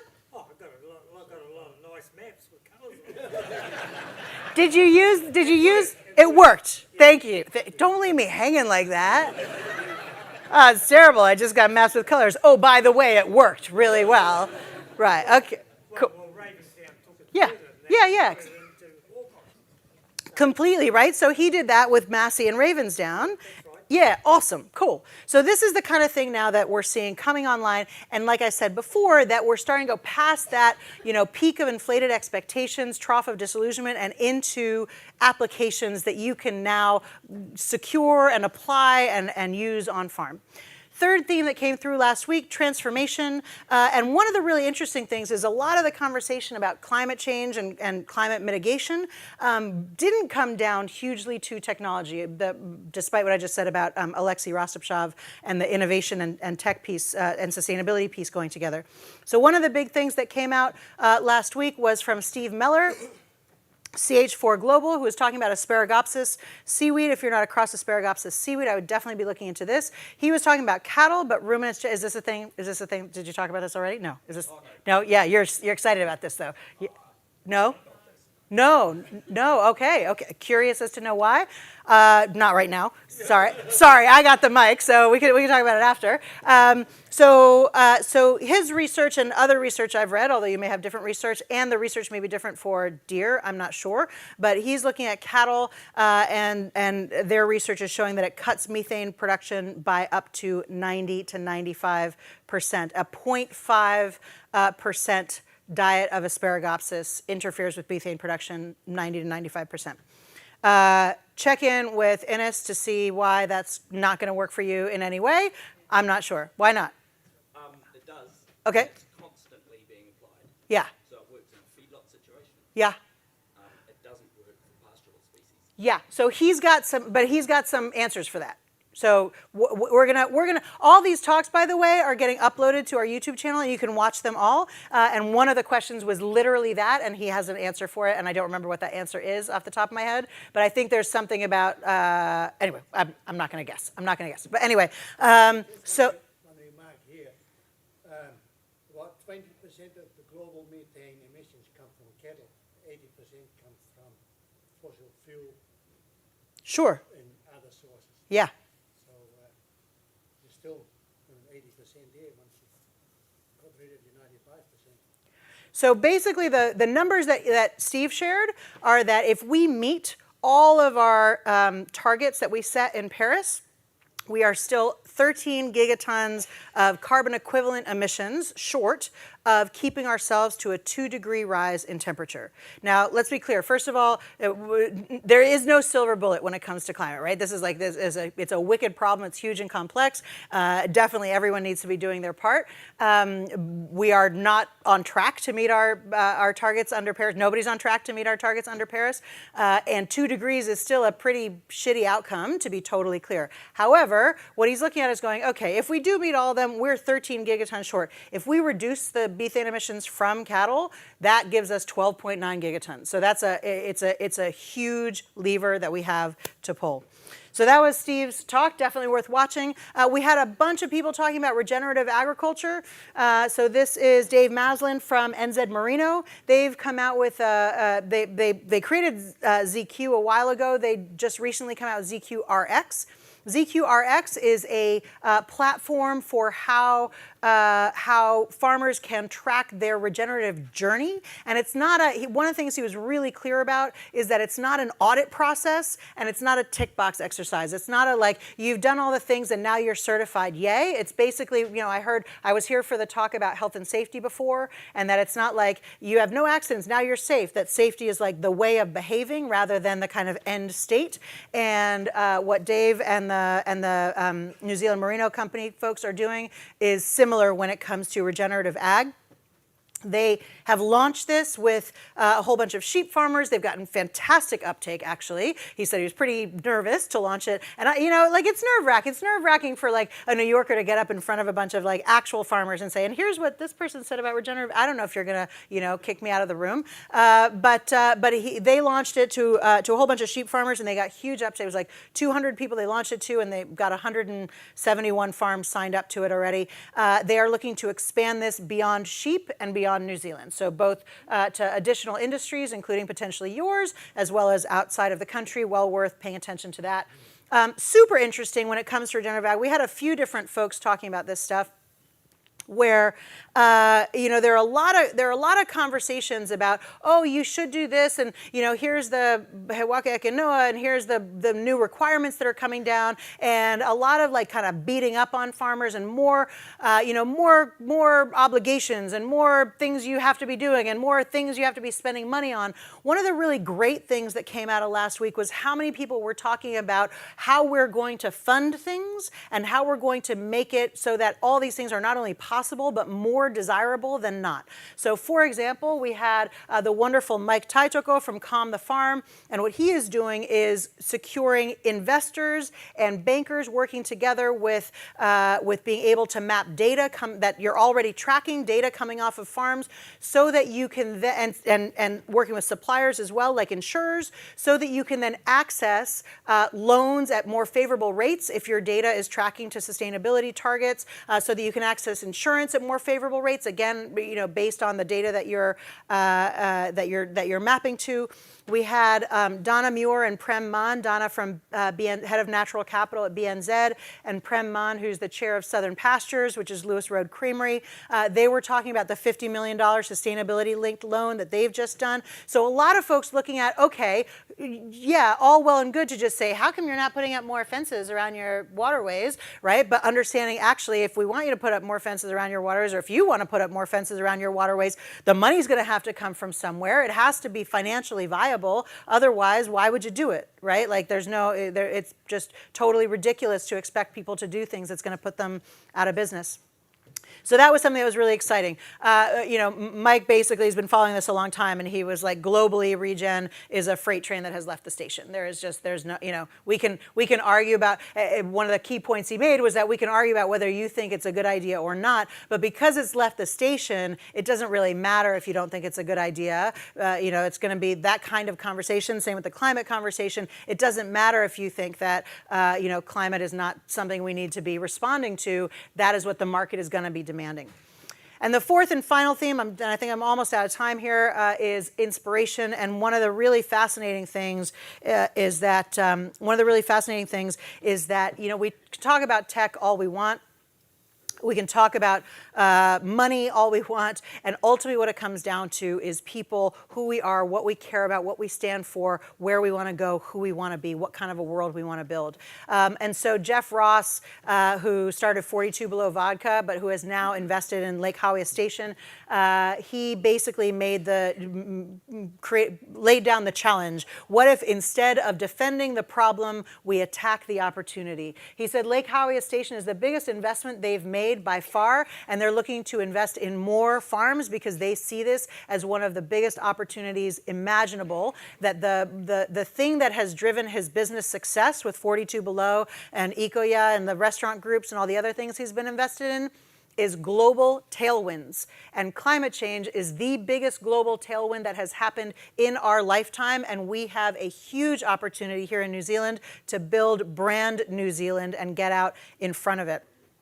This is a bit of a side note, but this is one of your local sons, anyone who's from Invercargill here, Tangaloa Walker from Farm for Life, who's basically going, how do we make sure we got more young people coming into the sector? How do we make sure we've got succession being looked at, that we're training people? He's just a fantastic dude, and he doesn't really fit with my whole narrative, but he's so awesome that I wanted to just share him with you anyway. Check out Farm for Life. They have thousands of videos up there, teaching that you can pull up exactly what you need. How do I build this fence? How do I get move the deer from here to there? How do I do whatever? He's just a super awesome guy. All right, Lindy Nelson from Agri Women's Development Trust, she basically gave a talk that the importance of understanding belonging. And I will tell you, Sarah mentioned that I trained with Brene Brown to facilitate, to help people understand and grow courage as a core competency. I've been working with people in the tech innovation disruption space for a long time. Where those conversations fall over is not the tech innovation disruption. It's because we have not dealt with each other as human beings. We haven't dealt with our fears, we haven't dealt with our feelings, we haven't dealt with our aspirations, we haven't dealt with our need to belong, our need to understand each other, and Lindy spoke really beautifully to that. And then we also, second to last one, Paul Pullman, the former chief executive of Unilever. I had an almost hour-long conversation with him, which I strongly recommend listening to. It's mostly him. He is so fascinating. And he said, Bill Gates wrote this book 10 years ago where he talked about technological solutions to climate change, but we've got, hundreds of thousands of kids dying every year from diarrhea that you can cure with a piece of bar soap. He said, we don't have an innovation dilemma, we have a moral dilemma. And I would argue the same is true when it comes to our response to climate change. Like, we know what the challenge is. We don't have an innovation dilemma, we have a moral dilemma. And the moral dilemma may not be yours. The moral dilemma may be where our government is investing money, or how banks are valuing certain investments, or how investors are valuing, or what the market is valuing, right? We have a collective moral dilemma, not a collective innovation dilemma. And our final speaker that I will close on is the wonderful Sir Ian Taylor, Dunedin boy, who basically just said that all of it needs to come back to our why. That the technology exists, we just have to agree on our why, and this Waka Aotearoa will be a leader in the world. That is what I want to close on, this kind of what came through so clearly from speaker after speaker, and they were chosen for a reason for this event, but honestly, they are all like legitimate, credible folks. What came through so clearly is what they see is hope and opportunity. Hope and opportunity, and that is what I want to leave you on. Thank you so much. Really appreciate your time. I think I'm out of time, eh? No time for questions? No, I'm out of time. Yeah. Yeah? If there's any questions for Carla. Sorry, I just had your microphone.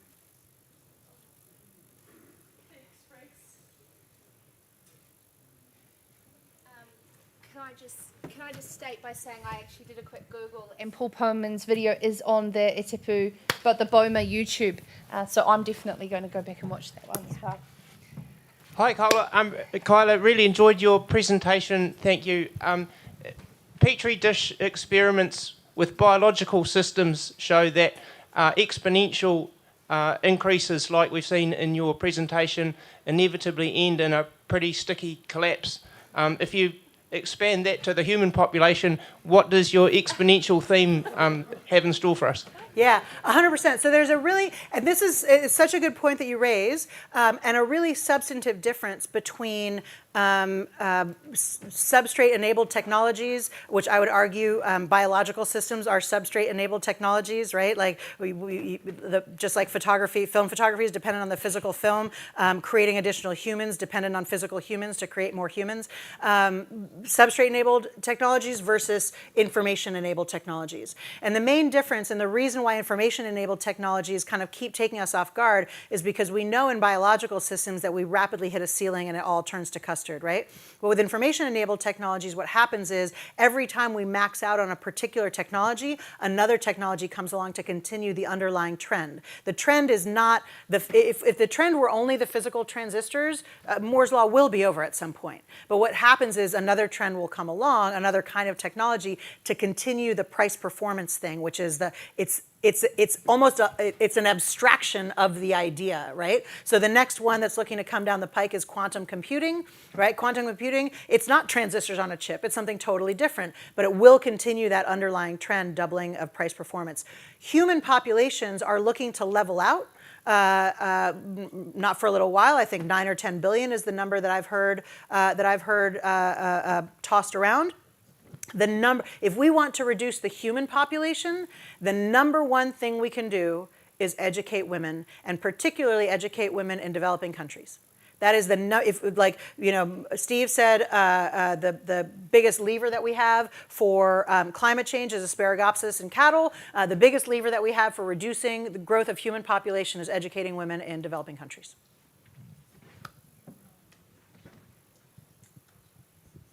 Any further questions?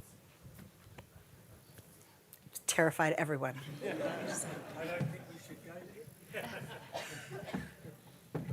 All right, cool. Thank you very much, very, team. very much. Really appreciate your time. Can I just close on one of the facts that Ian Taylor mentioned, is that these are facts that may scare you, certainly scared me. There's been 3.3 million people die from COVID since January last year. Guess how many people have entered the earth since then? The world population has increased 110 million since March last year. So in regards to exponential change of population, it's crazy. And I'm just going to give a very short plug. Next week on Sarah's Country, I have an entire episode on how we're going to deal with exponential change, featuring Ian Taylor, Melissa Clark-Reynolds, Wim de Koning from Lincoln University, and John Orell from Farmlands, who's the head of enabling technology. So just a little bit of a plug there. And that was all thanks to Kyla providing those speakers to me to be able to record at Itipu. So if you are interested in that. And a way to round out, I think we're going to hear, before we hear from Ines and Ian, we've got the beautiful and wonderful Linda Gray coming to talk to, she's like, who has a bucket list project dedicated to the deer industry, a book that is about to be released. She'll tell you more about. Yeah, well, thanks for that introduction, Sarah. And yeah, thanks, Kayla. That was really interesting, listening to, the future. But my project is largely about looking back at the, at a bit of history in the New Zealand deer industry. And as the book says, it's about the first 50 years of deer farming. But importantly, it's about the people and the groups and the organisation that have shaped the last 50 years. And these people and groups who have turned what was a pest into a $240 million export industry. So yeah, as Sarah said, it's been a 4-year bucket list project, and I hatched it on realising when I heard, 4 years ago, it was coming up to 50 years ago since issuing of the first deer farming licence. And such was my ignorance, I didn't even know you had to have a licence back in the day to farm deer. But anyway, what we're looking at there is the first, the guy that was issued with that first licence, and that was Mike Giles, and he had Rahana Station somewhere near Taupo. And incidentally, he mentioned to me that when he first started farming deer, the local police issued him with a licence to have one of those sort of Dirty Harry pistols that he could take around the farm, because the policeman was worried that the stags might, attack him. So he informed me he never had to use it, but he had it on hand anyway. Such was the times back then. Anyway, so that was my, I decided that sounded like a good idea, but how naive was I? I didn't know what I didn't know until I got into this project. Now, the sources I drew on were The Deer Farmer, which has been published since 1979, started by a great group of ag journalists, of which Trevor Walton was one. I also drew on official industry reports and statistics, and lots of books and reports that, hey, you'll be interested in this, and I just became sort of this receiving person for all these things, and they're all really interesting. But at the heart of it was lots and lots and lots of interviews. So, that's just a small section of all the people I interviewed. But last count, I interviewed about 120 people. So, quite comprehensive. Length and breadth of the country. Ones like Robert Wilson, he's up there in the top left corner. He brokered the first ever export of velvet back in the 60s, and he told me that on the way over to Hong Kong to start the negotiations, he stopped off and did a bit of crocodile hunting in Aussie to fund his trip, which I found quite intriguing. Who else have we got there? I've got David Stevens, you can see him there, and he was really, gave me really interesting talks about the TB era, how it really just about brought his own farming business to a sticky end, but it didn't. And also how there was a sort of a standing joke in the Southland DFA that if you wanted to come on the exec, you had to have had TB in your herd. I mean, it was just a bit of black humour to get through, I guess. Who else I've got there? Oh, Keith and Denise Hood down the bottom there. He said how he used to go out and do a spot of live recovery in the deer hunt in the helicopter before he started his day on the farm. And then another Keith, is he here? Keith Orange. Yeah. He told me about how Rogernomics nearly rogered their farming business, but good things. It led on to the diversification into downlands deer transport, which, you know, it's gone from strength to strength. So it was just really, really interesting. I love hearing stories, and there were heaps of them. And the good thing is, you know, deer farmers, they've all got opinions, you know, you've got quite strong opinions, and there's always lots to talk about. Anyway, so divided the book into 5 parts. First is a flying start. I love that photo. The deer, it almost looks like he's posing for it. Flying start, first 15 years, they were real adrenaline-filled years. So that's when I talked to some of the farmers. Bob Swan gave me really interesting stuff. He had all these notes from a field day that they had on the farm about how much a chain it cost to deer fence and the comparatives between farming lamb and what it would be to farming deer. Just incredibly interesting. I also talked to some of the vets. Noel Beetson I said to him, oh, well, what did you treat deer for in the early days? And he says, well, the truth is, I didn't get to treat them because by the time he got there, they were dead. And, you know, that was the reality. So it's certainly come a long way. What else there? So, yeah, I mean, the industry was pumped. Everybody was excited and motivated. Deer were just a new thing, and there were Queen Street farmers. Prices for deer were sky high.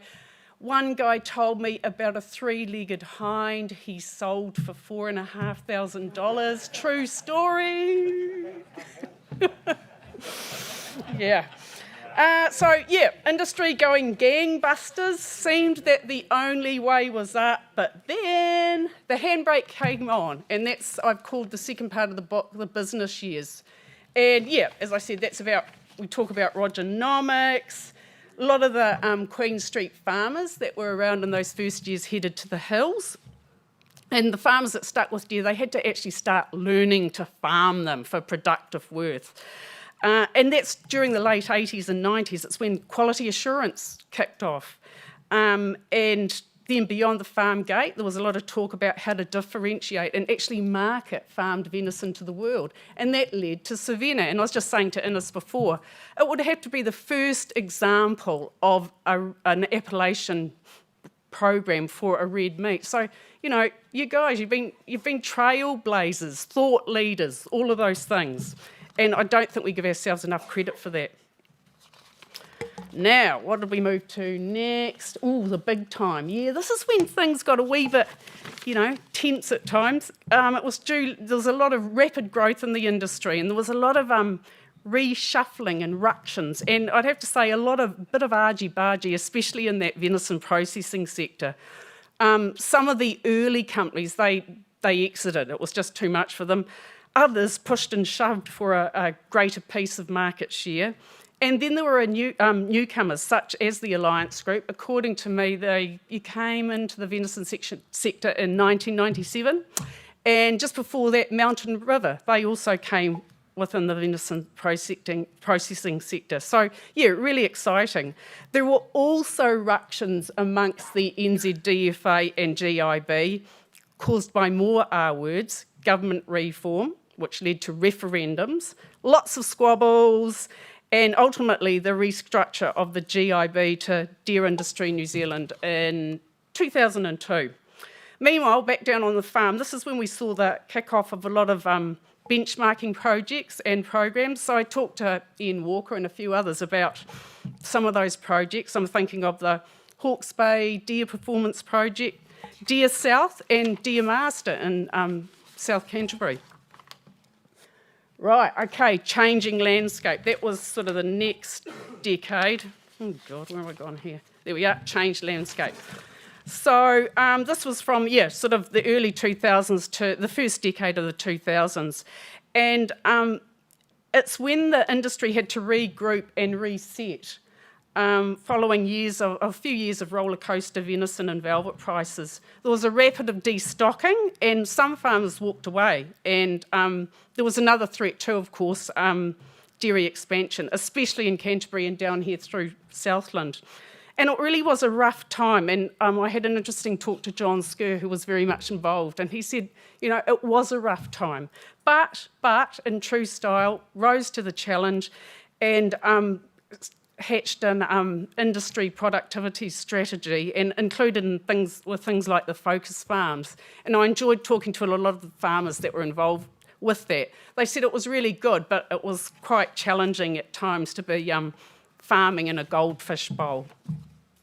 So finally, we come to what I see as the current era, and I've called it the new wave.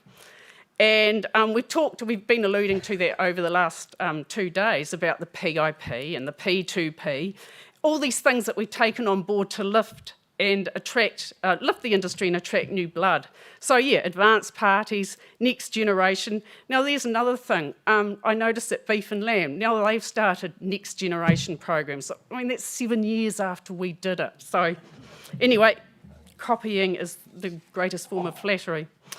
I also look at things like the issues of the day for us now, and we've been talking about this, haven't we? Environmental footprint and reducing it. And I also look at some new innovations such as deer milking. I mean, who would have thought we would ever be cupping up hinds and milking them? Amazing. I've also, in the final chapter, I talk to people about what they think the next 50 years might hold. So there's a range of views there, all very interesting and all something that we can, ponder on. So that's been a really quick gallop through the book. I really want to thank the people who've helped me along the way. Trevor Walton, you've been great. I mean, Trevor's depth of knowledge and his insightfulness, you only have to look back through old copies of The Deer Farmer. Just amazing. And also, Phil Stewart, thank you. You've been really helpful with information, and both Trevor and Phil have critiqued parts of the book, and that's been very helpful as well. I want to finally thank the sponsors. Number one, NZDFA. Thank you for supporting me in this. Learning about the NZDFA and some of the characters that have been involved over the years has been just great. PGG Wrights and Velvet. You've been there since day one, and that whole Velvet story I've covered in several chapters because there's quite a bit to the story of Velvet and how it's evolved over the years. So thank you, Tony, for coming on board. Mountain River Venison, thank you. And also to the Alliance Group, First Light and Provalco. So, 3 things I want you to remember. I want you to buy the book. Look, it's a good book. Good yarns. You'll like it. I've tried to, it's got the history, but I've really tried to weave in the stories. So I think it's quite readable. You can read it right through, or you can just dip into bits of it. Suit yourself. Just read it. But then you're going to say, well, where's the book? Well, here's the thing, supply chain issues, okay? It's affecting you guys in the market, and unfortunately it's affected me as well. And I don't think it'll be here at the end of September. So in the meantime, look out for advertising. I'll be advertising it through the main Deer channels. I've also got order forms here, so if you want one of them, you can fill that out. And I'll just be keeping you in touch about when I expect it to be here. So order it, buy it, enjoy it, and that's it. Thank you. You'll be dismissed now. Hope you enjoyed the night, and thanks for taking the time to listen.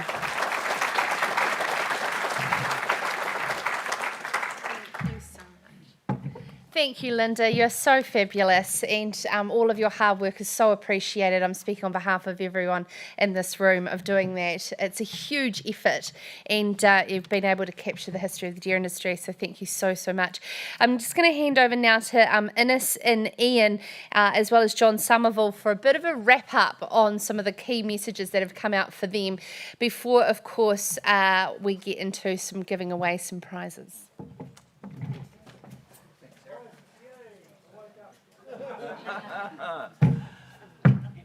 We haven't drawn straws about who goes first.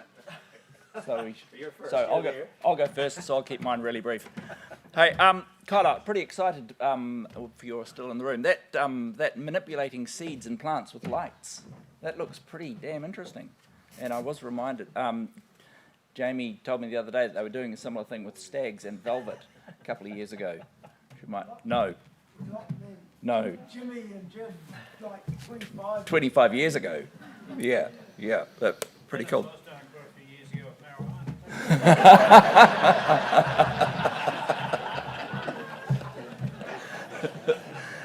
Excellent.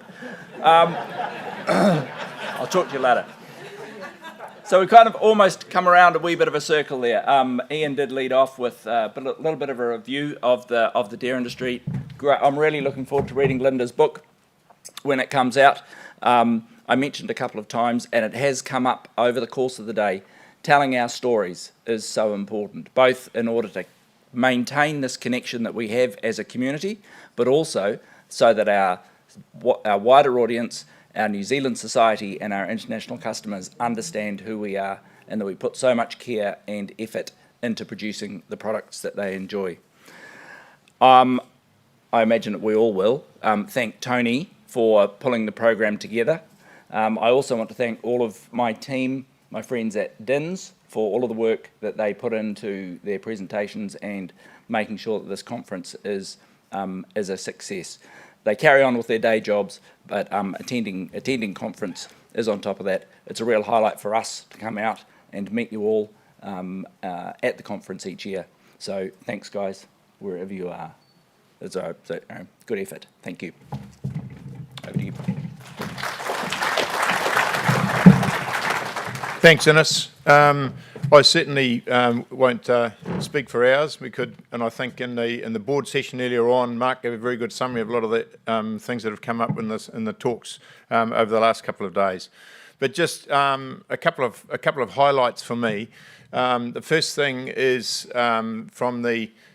we've come through a difficult period in terms of farming and trying to extract income from the deer industry, particularly with the venison. And we've the companies have been very good in letting us know what the issues are. Some people don't want to believe it, but I think we've had a very good presentation from them in terms of what's happening. So Nick and the team in the session we had earlier on today is really good news. There's those green shoots. And I think that in terms of the marketing stories, obviously the companies have been really busy in terms of the diversification and the issues that the premium pricing from the restaurant sector has had on them. So I thought that was a really positive story from today as well. The second thing is the other product, obviously, that we're interested in, velvet, and we know that Reese is like. He's a real little. I'm just thinking of the right term. A little bit of a. He's a professional marketer. Yeah, enthusiast. I can think of other names as well. But it's a good story.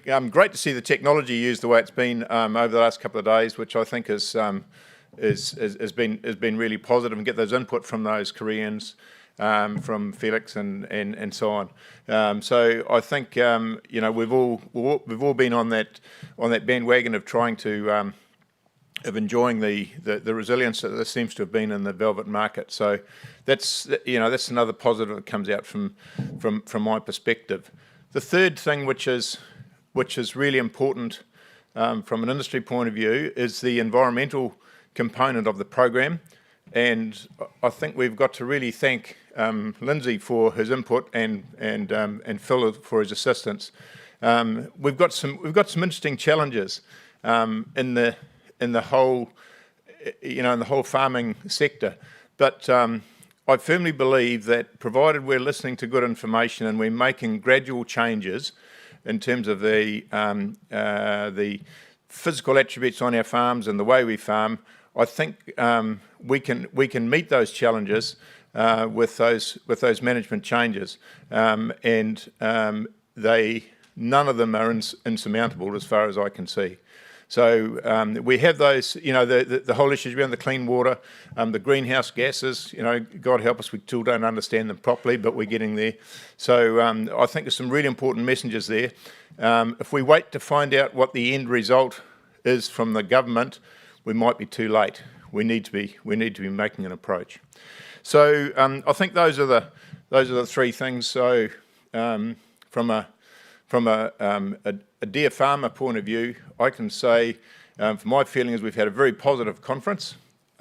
Many thanks to the people who have contributed, and some from the executive staff and so on.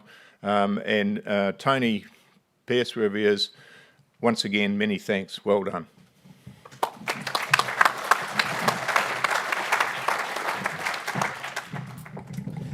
I guess I'm going to repeat a bit what's been said before, but just on behalf of the DFA, it's just been great to see such a positive conference in such average circumstances that we've found ourselves in. But even though the weather's been bad outside, it's been a great atmosphere in here, and we've been treated to a great array of speakers and over the last couple of days.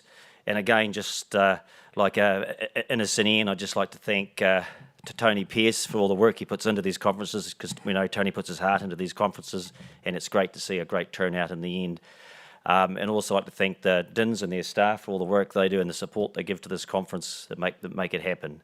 And also like to thank Melissa Bayer, who's sort of the conference organiser, who made the conference tick along really well. And all our keynote speakers and other speakers just did such a grand job of keeping the conference alive and ticking along. And I'd like to thank Sarah, because she does a great job of being an MC. Fantastic. So, and I guess for me, it's the theme that really comes out of the conference is, and I guess Carla sort of said that at the end, we have to be prepared for what we don't know is going to happen, because otherwise, if we're not prepared, we get caught. And I guess we look at what's happened recently with the COVID and everything else, and also the reforms that have happened on farm that we can be struggling with. If you don't see these things coming, they're a hell of a lot worse to actually deal with. So as farmers, from farmers at the farm gate, we have to sort of be perceptive of what could change and have to be up to the play, so we are ahead right through to marketers to expecting changes in the marketplaces and what our buyers want or the public perception is going to be. So that is a big theme for me, and so it's important at these times that we make those things happen. And so I think on that, I'll just thank everyone on behalf of the DFA executive. I think it's been a great conference, and thanks for everybody's attendance. And I think we've got a great meal this evening, and with the awards dinner. So thanks very much.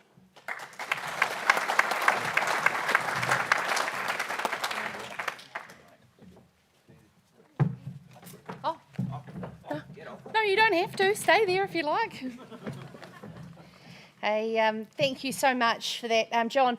And yeah, now to just roll out the rest of the program with some unexpected prizes. So that I've been able to hustle through out at the trade room. I'm just trying to think where I might start with the smaller value and work right through to the top, because that would be a lot of fun. So Tony Pearce, you probably were out of the room when I kind of exponentially increased the prize value.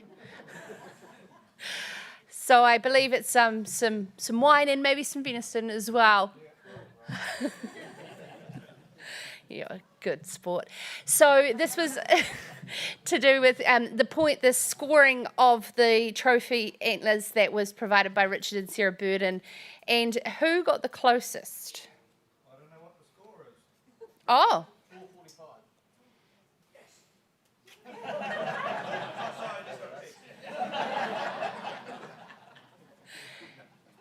You got a few to go through.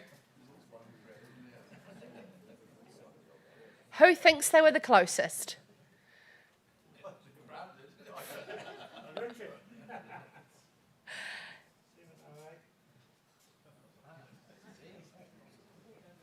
Whilst Tony is going through the scores, I'd like to invite to the stage a first-time exhibitor, went straight to the top and went platinum, Jason Leary from Geraldine ITM. How fantastic.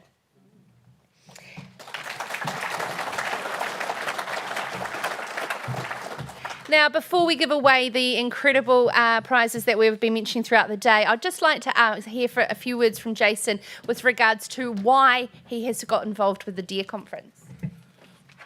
Thank you, Sarah.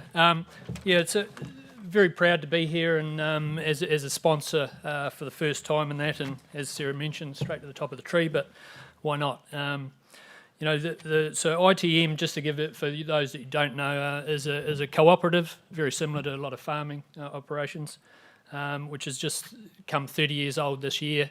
So our business, Geraldine ITM, has been around for 28 of those 30 years. And just one main reason why I become involved is, I've been fascinated by deer for a long time, and I'm a man with little patience, but yet I could sit and watch a wild stag for 3 hours on end without moving. So that's sort of where my background has come from, an interest, and then fortunately in the Geraldine area and that there's a lot of deer farmers that have been very supportive of our business, and in particular I have to mention Rupert Red Deer for their conversion recently, Blair Farming Company, so Regan and Ange, so they really kick-started the business for us in a volume that created some very good pricing. And then also Peel Forest Estate, Fairlight Station, Rada Peaks, Chris and Keith Orange, and then also more recently in that North Bank Station, Irishman's Creek, and the Pecs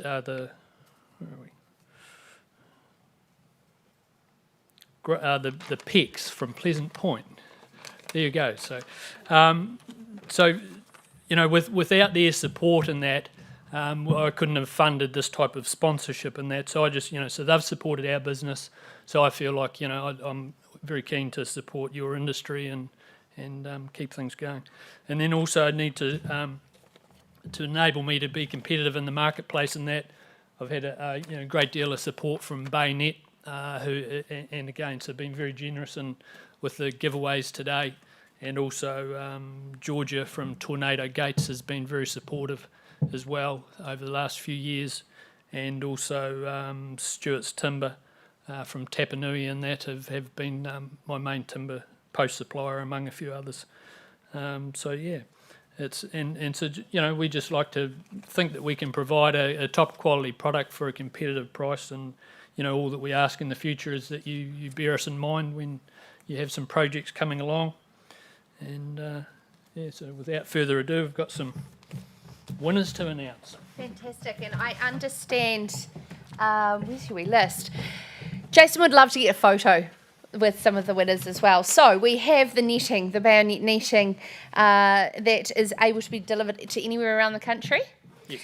Okay, so if you are present. So we just need to, so we had police supervision. Oh, yeah. He was anointed today, so Lindsay from DINS was the constable supervising the draw.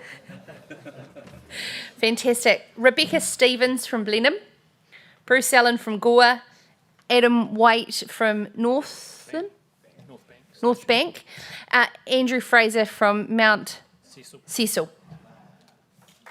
Congratulations.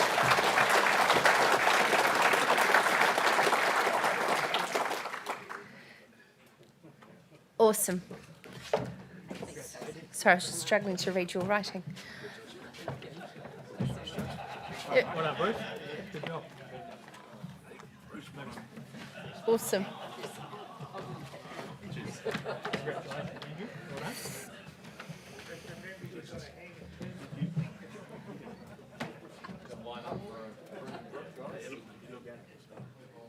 It's the best thing you've ever won. We'll get to those shortly. This is just the netting. Sorry, I shouldn't say just the netting, the netting.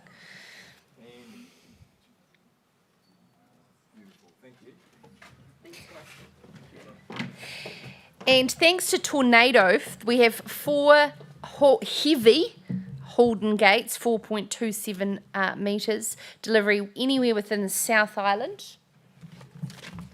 Do I have that piece of paper? In my hand. It's in your hand. There we go. Okay.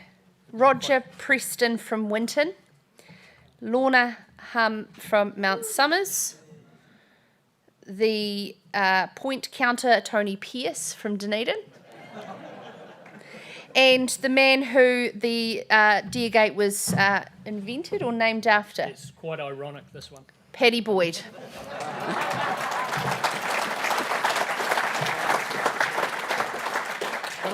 Come and get a photo. That'd be fabulous. And we can send it.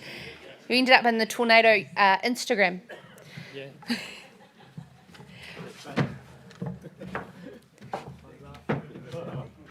Have we got a winner? I think it's Sam. Oh, wonderful.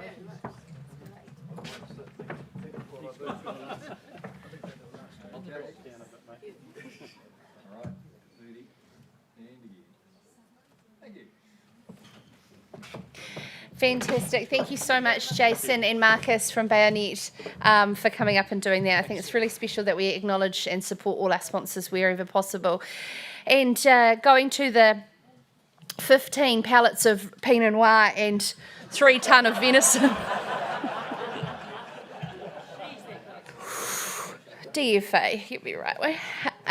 The winner is Sam Bishop, 450.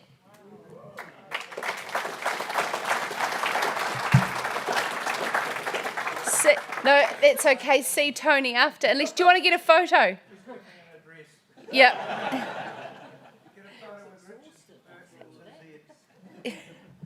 Wonderful. This is getting exciting. We're just continuously going up in value now. Now we turn to the Datamars TrueTest XR S2 stick reader.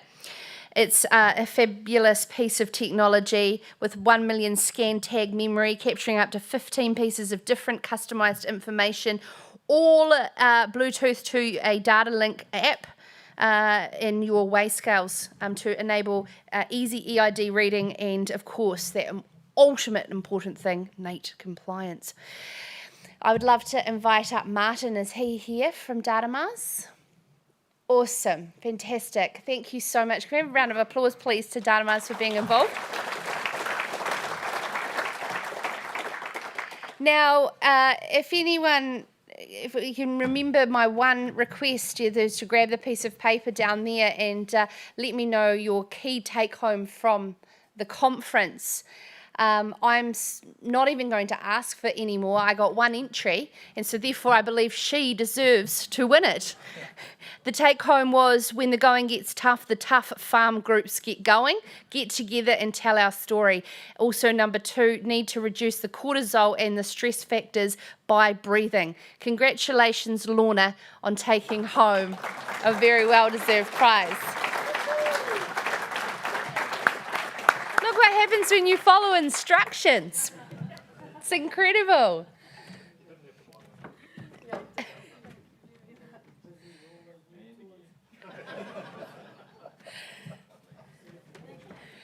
Fantastic. Duncan is going to be very happy with you. Congratulations. And then the last was this wonderful TSI2 weigh scale and livestock manager that's EID and NATE compatible. Thanks to the team at Gallagher for their incredible sponsorship. It was a silent auction running over the last 2 days with all proceeds of the sale going to the Deer Industry Conference. The value is at $5,600, and because it's a silent auction, I won't tell you what the winning bid was.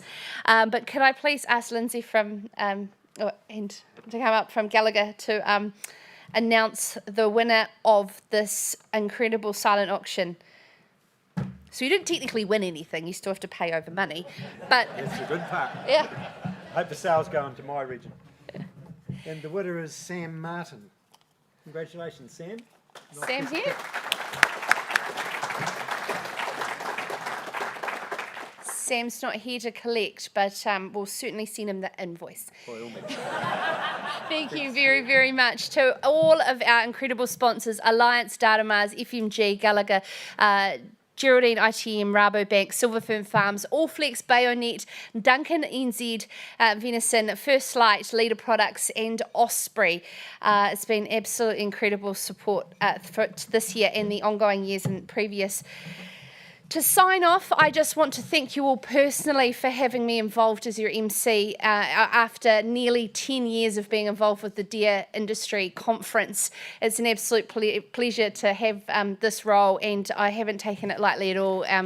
I just want to leave you on one thing, is that this is not, I'm not blowing smoke at all when I tell other industries that you really have to follow what the deer industry are doing. I've been saying that to them for so long, because in my mind, you guys are one of the most progressive groups of farmers in New Zealand. You always have been since you started farming deer in the 70s. You were one of the very first industry groups to live stream their conference way back in the day, and that was because Tony Pierce thought that was a fantastic idea. There is half the room again that watched this conference. So from around the world, and now you don't even think about it. So that just shows you how far you've come in the short amount of time I've been involved with the conference, let alone the entire history of the deer industry, as Linda pointed out. So I'd actually like you all to give a massive congratulations to yourself on how awesome you all are.